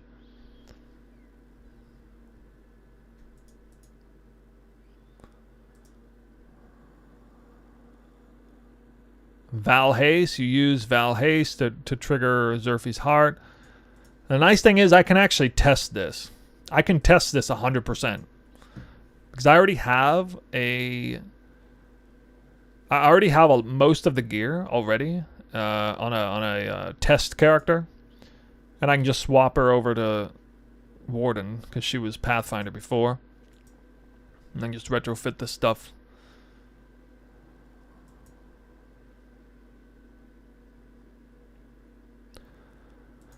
The damage is actually a fair bit lower on this than the Explosive Concoction Poison build, which is, I mean, that really speaks volume to that. And the gear snapshot is higher on this one than that one. I mean, you got some items in here that are higher value, like the Spine Hail is going to be a little bit expensive in the very beginning, probably. Ming's Heart is, Zerfy's Heart, Ming's Heart are a little expensive in early league. Dying Sun also. So this is a later snapshot in the league start compared to what I showed before. Higher investment in gearing. Even the crafted items maybe a little bit, well, they're not really that hard. Want to try Minion? No, I'm never going to do Minion. Never. Yeah, this is probably like 10 to 20 divines worth of gear. I don't know exactly how much, day 2 or something. Whereas the other one was like less than half of that in terms of the cost. Unfortunately, I have to go chain. I did chain before anyway.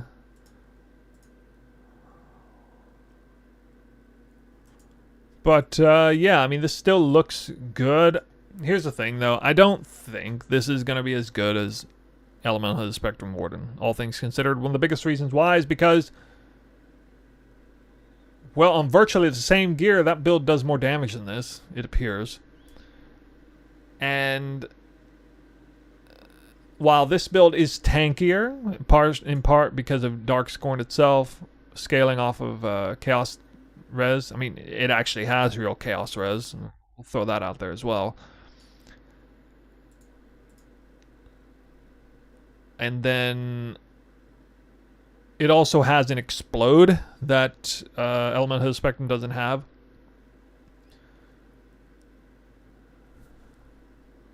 And then what does it have? This is one other big thing. Yeah, it has an Explode. It's tankier. Oh, and it also has... It doesn't have Freeze, but it does slow monsters down to almost nothing because... Okay, Grasping Vines is 80% reduced movement speed. That stacks multiplicatively with Temp Chains.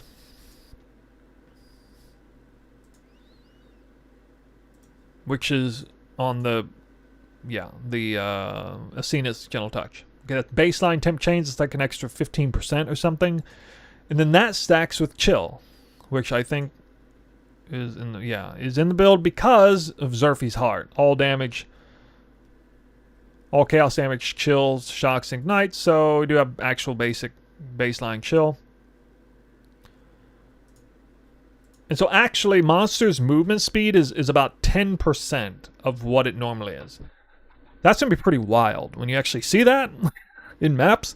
Try to imagine monsters moving at 10% the movement speed they normally have.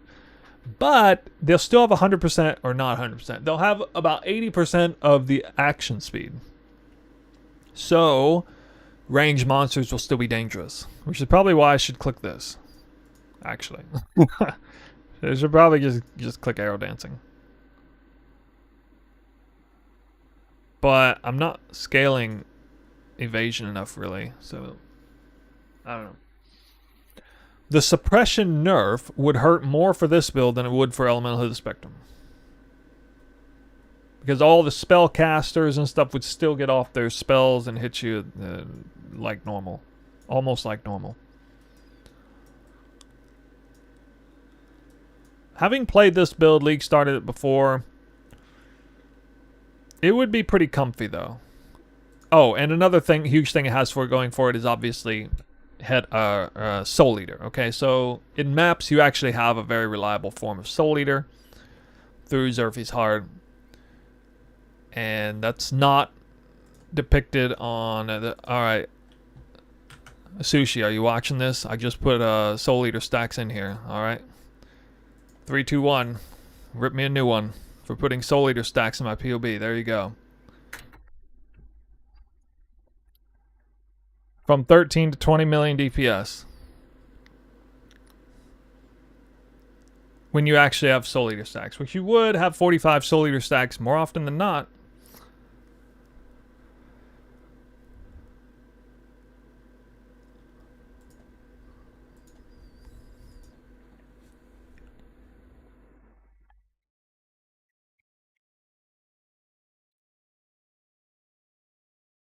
So, I feel like the POB is holding back a lot more with this here than it is with the other thing I showed you.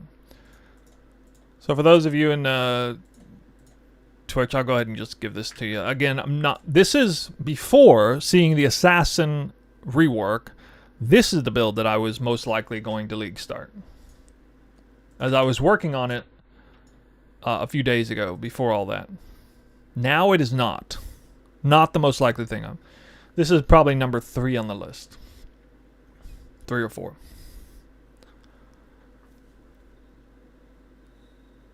got a half decent 12 passive jewel it can take advantage of later. Would still be a fun build. Oh, it's also a little annoying because you have to use tinctures, so you gotta press...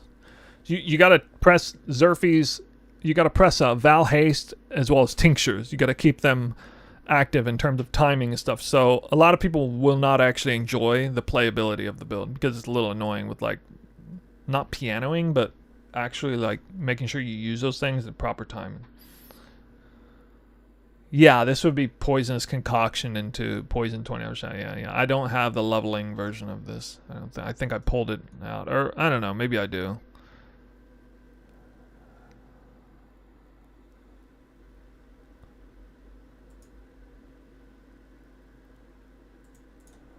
Well, okay. Unfortunately, I should... Huge disclaimer. I kind of meant to delete all of this because that stuff's all outdated. The only thing that's not outdated is the snapshot that I gave you of the final. So, I don't know. That may come to bite me in the ass later, but that was not a finished Path of Building League starter. It's just something to look at.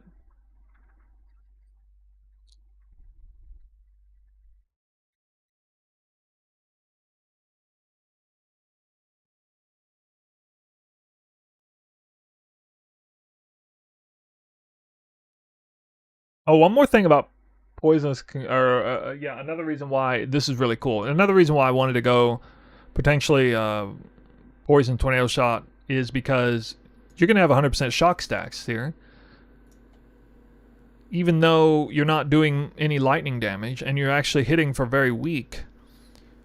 Oath of Spring is set perfectly with this in conjunction with Xerfes Heart. Huge synergy between a shotgunning attack skill rate like Tornado Shot combined with Xerfes Heart combined with chaos damage poison build to actually get full shocks.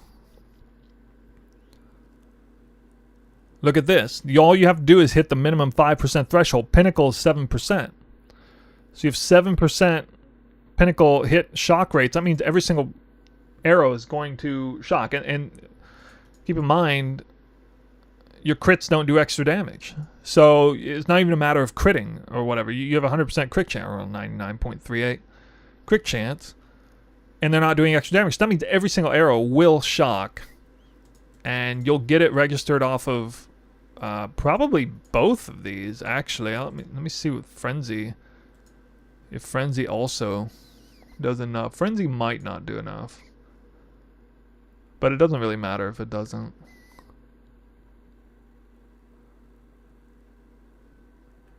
Yeah, Frenzy doesn't do enough. It won't shock, but it's okay.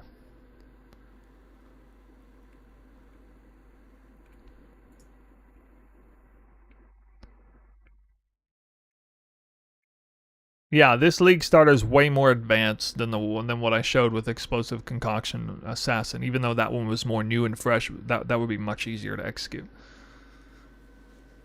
Yeah, this is not an easy League starter to do.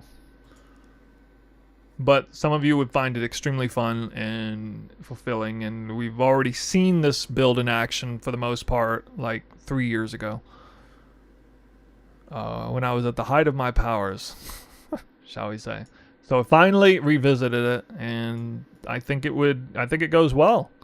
Especially because of Oath of Spring, tinctures, the unique tincture. Like one of the tinctures is still really strong with the crit chance. Okay, again, the combination of the new Perfect Agony with this monstrous crit damage or crit chance roll, crazy fast attack speed tinctures, and then the unique one with the Grasping Vines. I would find the Grasping... If I played this build, the thing I would look forward to the most is feeling out monsters moving at like 10% of the movement speed they normally do. I think that would be really fun to experience that. So, but I probably won't. Or I might do it if I have time testing. There's no video for this. There's a video for this somewhere, like the old version way back in the day. Yeah, is any Twister build coming to PoE 1? I'm not like planning to make a theoretical Twister build with a skill gem I've never actually seen or played with. I can't do that, so. I never make a league starter for a skill gem that is brand new to the game that we've never seen before. I feel like that's risking an awful lot. If I wasn't a content creator, sure, maybe, but...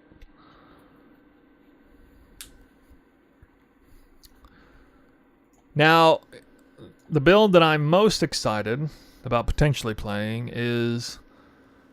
I need to update that one. I've updated these two, but... We looked at this a little earlier.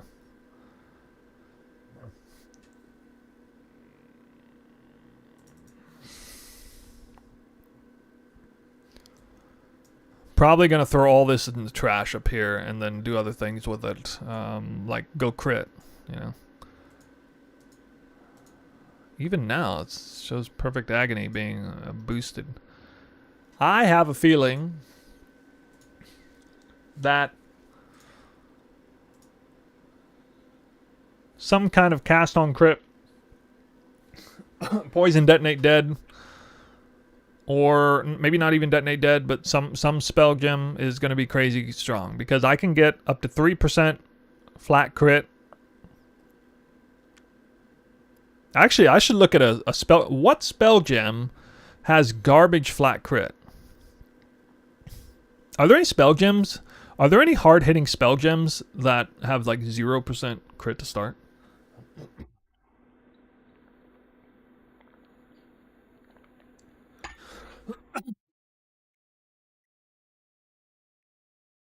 Any thoughts on good strats this league? Yeah, I'll come out with a video talking about that. The Fortress boss farming, assuming Yoke of Suffering is even halfway meta. The Cluster Farm. My big favorite week 1 is Cluster Farm. Man, that I level 84 Cluster Farm is crazy currency. Boxes will be the most surefire solid farm to do early in the league. The Pilfering Divination Farm will still be good. Wildwood Fishing later on will still be good in some form.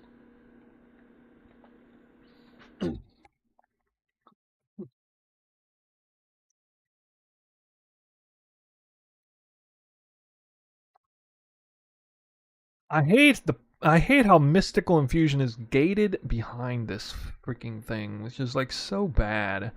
Unstable Infusion. Oh my god. Well, I mean, I guess I can do an Anathema.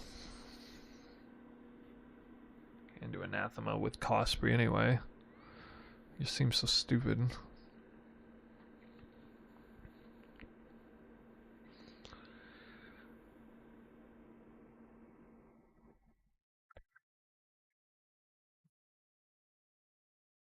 Which is also goofy as hell because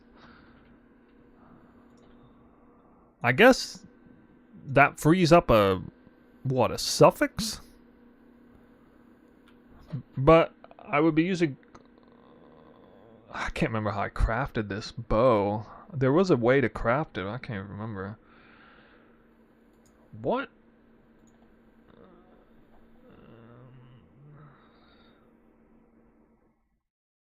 I can already pretty easily get power charge on crit. On a shaper bow.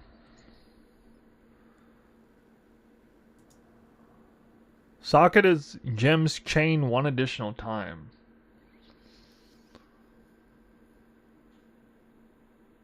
Hey, Detonate Dead can't chain, right? Can Detonate Dead chain? I guess Detonate Dead of chaining chains. You get +1 max frenzy.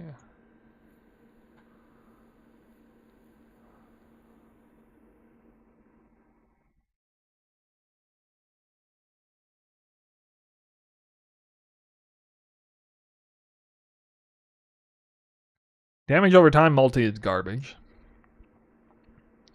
Bow attacks fire additional arrow doesn't matter. I guess it could. Accuracy could be of some value, possibly. I mean, I could pull these. Probably not. I don't think I'm not using precision, right? No. What am I looking into playing this thing? At the top of my list right now, it's unknown, but at the top of my list right now, it's some kind of poison assassin build. I think it's a really good time to pull the trigger on that.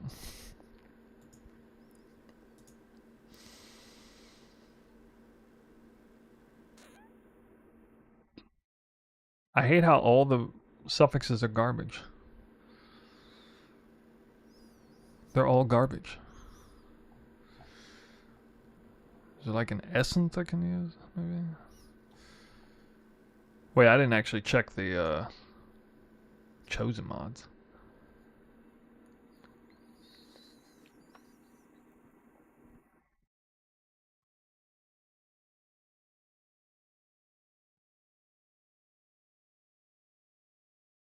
What do you guys think of this bow? Thoughts on this bow craft? I remember this was a little bit hard to make, but it wasn't that bad. Yeah, crit multi is really good. Yeah. So you could have a shaper, ivory, or sniper, or you know, whatever bow.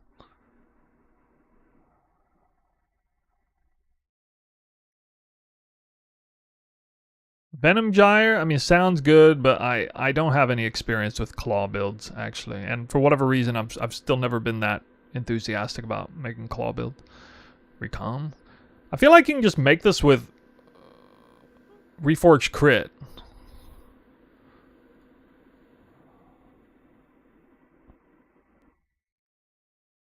The mandatory mod is is cast on crit. It doesn't actually have to be level 20, but cast on crit is the mandatory mod. Actually, crit chance is a mandatory mod too.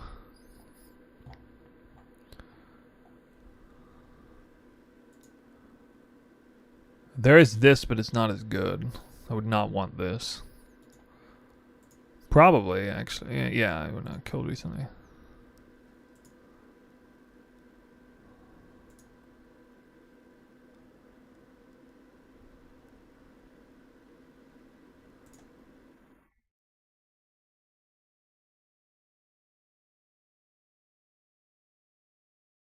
Can you not force cast on crit?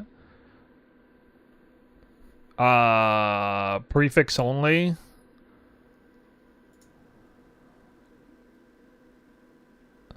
Oh, I forgot. Oh, right. It's not a crit mod. I forgot. Oh, yeah. This is a 2 or 3 fossil thing. That's right. 2 or 3 fossils. Actually, +1 gem levels is a common hit on this. It wasn't a bad backup, but instead of damage over or the fire damage is extra chaos, I think.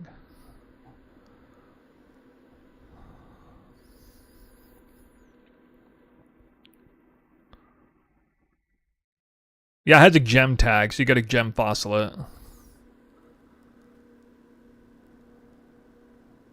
I can't remember exactly how I did it. I have to revisit it. I remember it was 2 or 3 fossils. I used my knowledge from back in the day. Toxic rain bows. Remember toxic rainbow? It's like metal. It was like, what is it? It's like metallic. I think it's metallic, corrosive, and maybe you don't need the gem tag. You just need like metallic, corrosive, or something. So it just like rips off all the attack mods and stuff. You guys remember that, right? A +3 toxic rainbow. There was a 3 fossil thing. It was metallic, corrosive, and one other fossil. I can't remember.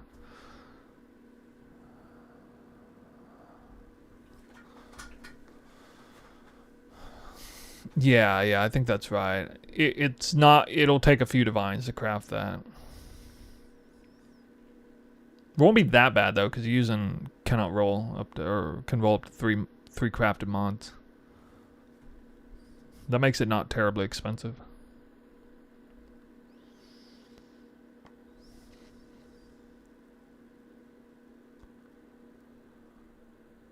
I think it's like a 5 to 10 div bow or something like that. Maybe a little more because of the extra step of Reforged Crit.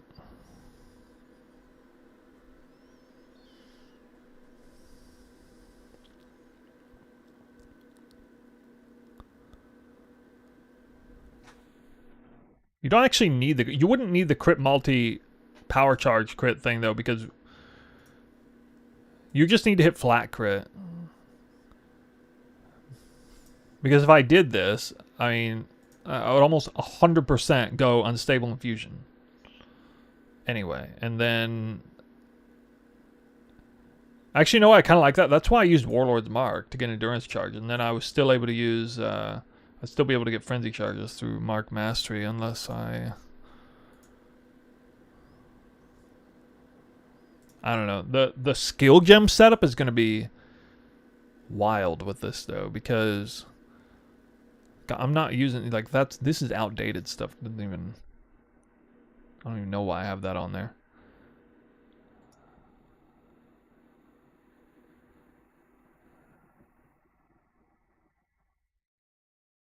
So the glove is Tempt, Change, Despair, Punishment, and Feeble off of Asenath's Mark. It doesn't cost you any reservation for that. These just spit out like crazy. This is why I really wanted. Oh my god, this could be such a goated hex blast. Cast on crit hex blast if it still was viable. Oh my god. It'd be so good because these spit out curses so hard, so fast. If you've ever seen like a build like this, it's just like you're like constantly cursing. Like 10 times a second or something. It'd be so good if you could do some kind of like hex blast thing with it. I guess I could use... I don't know, maybe Hex Blast of Havoc is better. It doesn't remove the hex, right?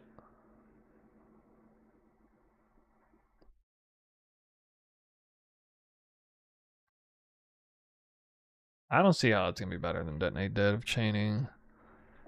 And who knows what other options there are. Nice to see me streaming on YouTube. Yeah, well, we've been doing it for a while. Where you been? The craziest thing, I can't believe though, just getting rid of these gloves. Oh my god, dude.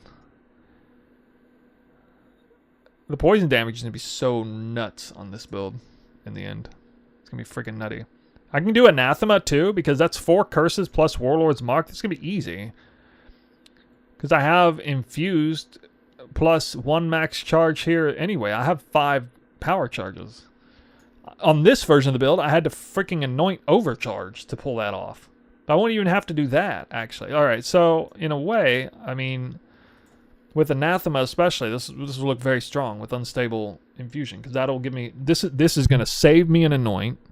It's going to save me the headache of trying to roll it on the bow, which isn't that big of a deal. It allows me to run Warlord's Mark instead of Assassin's Mark, and then I can still go... And last I remember, I think Warlord's Mark actually did like stun enemies and stuff.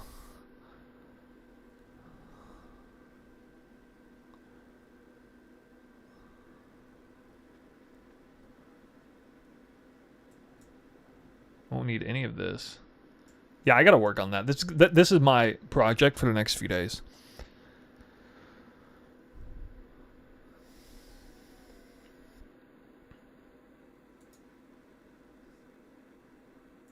How long have we been streaming for? 4 hours almost. I think we're about to head off here because I really want to try and make a video around the other thing that I held off yesterday. I didn't even make the video just to see where we were at with the reveal, if there's any funny business. I can't even remember why my max fizz hits so high on this. What? I mean, well, part of it's probably, yeah, Mortal Call.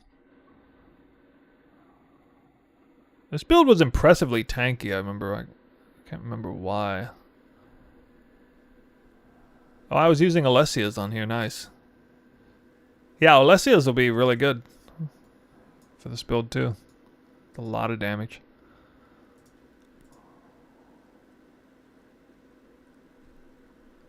I really like the idea of this body armor and or this belt.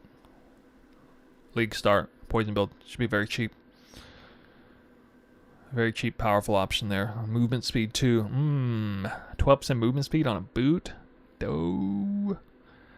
Whoa.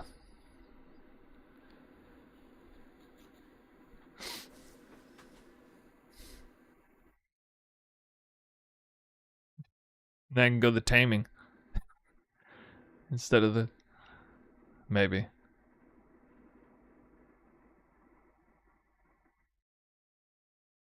Oh, it's lightning coil. That's why.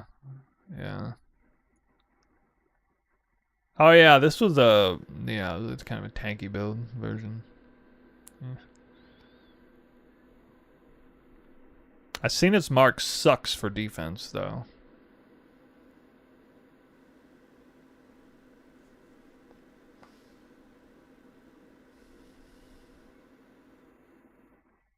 Any idea of League starter that can do pilfering boxes like day 3 or stuff? I mean, I would say Warden, so you can freeze the boss for sure. For sure. Well, what quiver would I use? I guess I would use this. Wait, I actually wouldn't need this. Area of effect wouldn't matter that much, and then I don't need damage with poison. I can use a totally different quiver.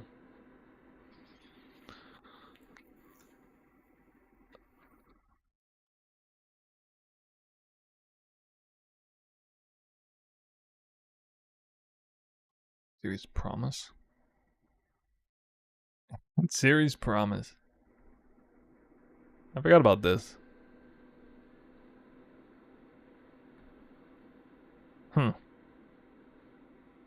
Totally forgot about that. Taste of hate? What? You can tell this is old. Freaking pre-nerf taste of hate.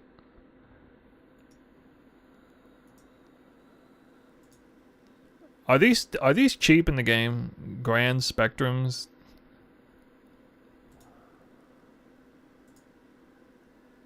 Elemental damage, Grand Spectrums.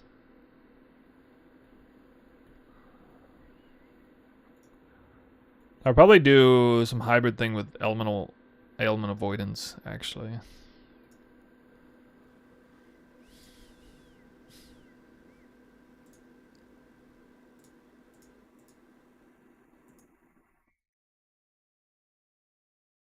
I wouldn't even need purity of elements.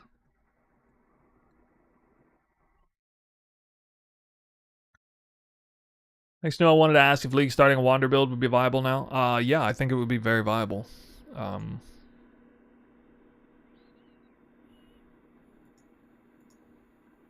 But I'm not looking at Wander builds. I still have never really looked at Wander builds. Usually in my hand there's a bow or there's nothing at all. Those are the two possible things. Well, in the other game there's a spear. Okay. Spear. Bow, spear, or nothing at all.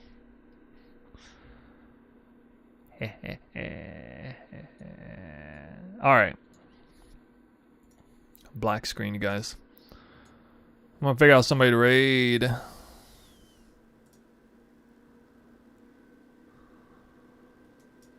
Milky BK. Gotta raid him. Alright, a little bit of a short stream, but I want to try and record a video before it's too late for the day. Q-Dog said you're the best at making bow builds. I don't believe you, but alright. If you did, that's great. By the way, you know, there's a pretty good chance, even if I choose some sort of wonky crit spell elemental cast on crit assassin poison build, it's still going to be a bow build. Alright? So, don't get your hopes up. Very high chance of ultimately being a bow build. It may not be the quintessential bow build, but it's still a bow build. He did really early. Alright, well, tell him I said thanks. We're going to raid Milky BK now, and I'm going to record a video, which is going to be over mostly about the explosive concoction stuff I talked about on stream. So look forward to that video maybe tonight. It's coming in late, so I don't know if I'll be able to like edit it and everything, but at least by tomorrow morning. We'll Yeah, probably be on stream at some point tomorrow because the day after I'm really, really, really busy. It's gonna be a little hectic trying to stream over the weekend. Next weekend I'm free. I made sure of that. Anyway, guys, have fun checking out League Start stuff. It's still very much in the air for me right now. Too early to tell. Probably have it narrowed down by the time the weekend's over. I'll probably know when I'm League starting. Unless they start updating the notes like crazy. Who knows? On we go to Milky BK. Whee! Have fun over there, y'all.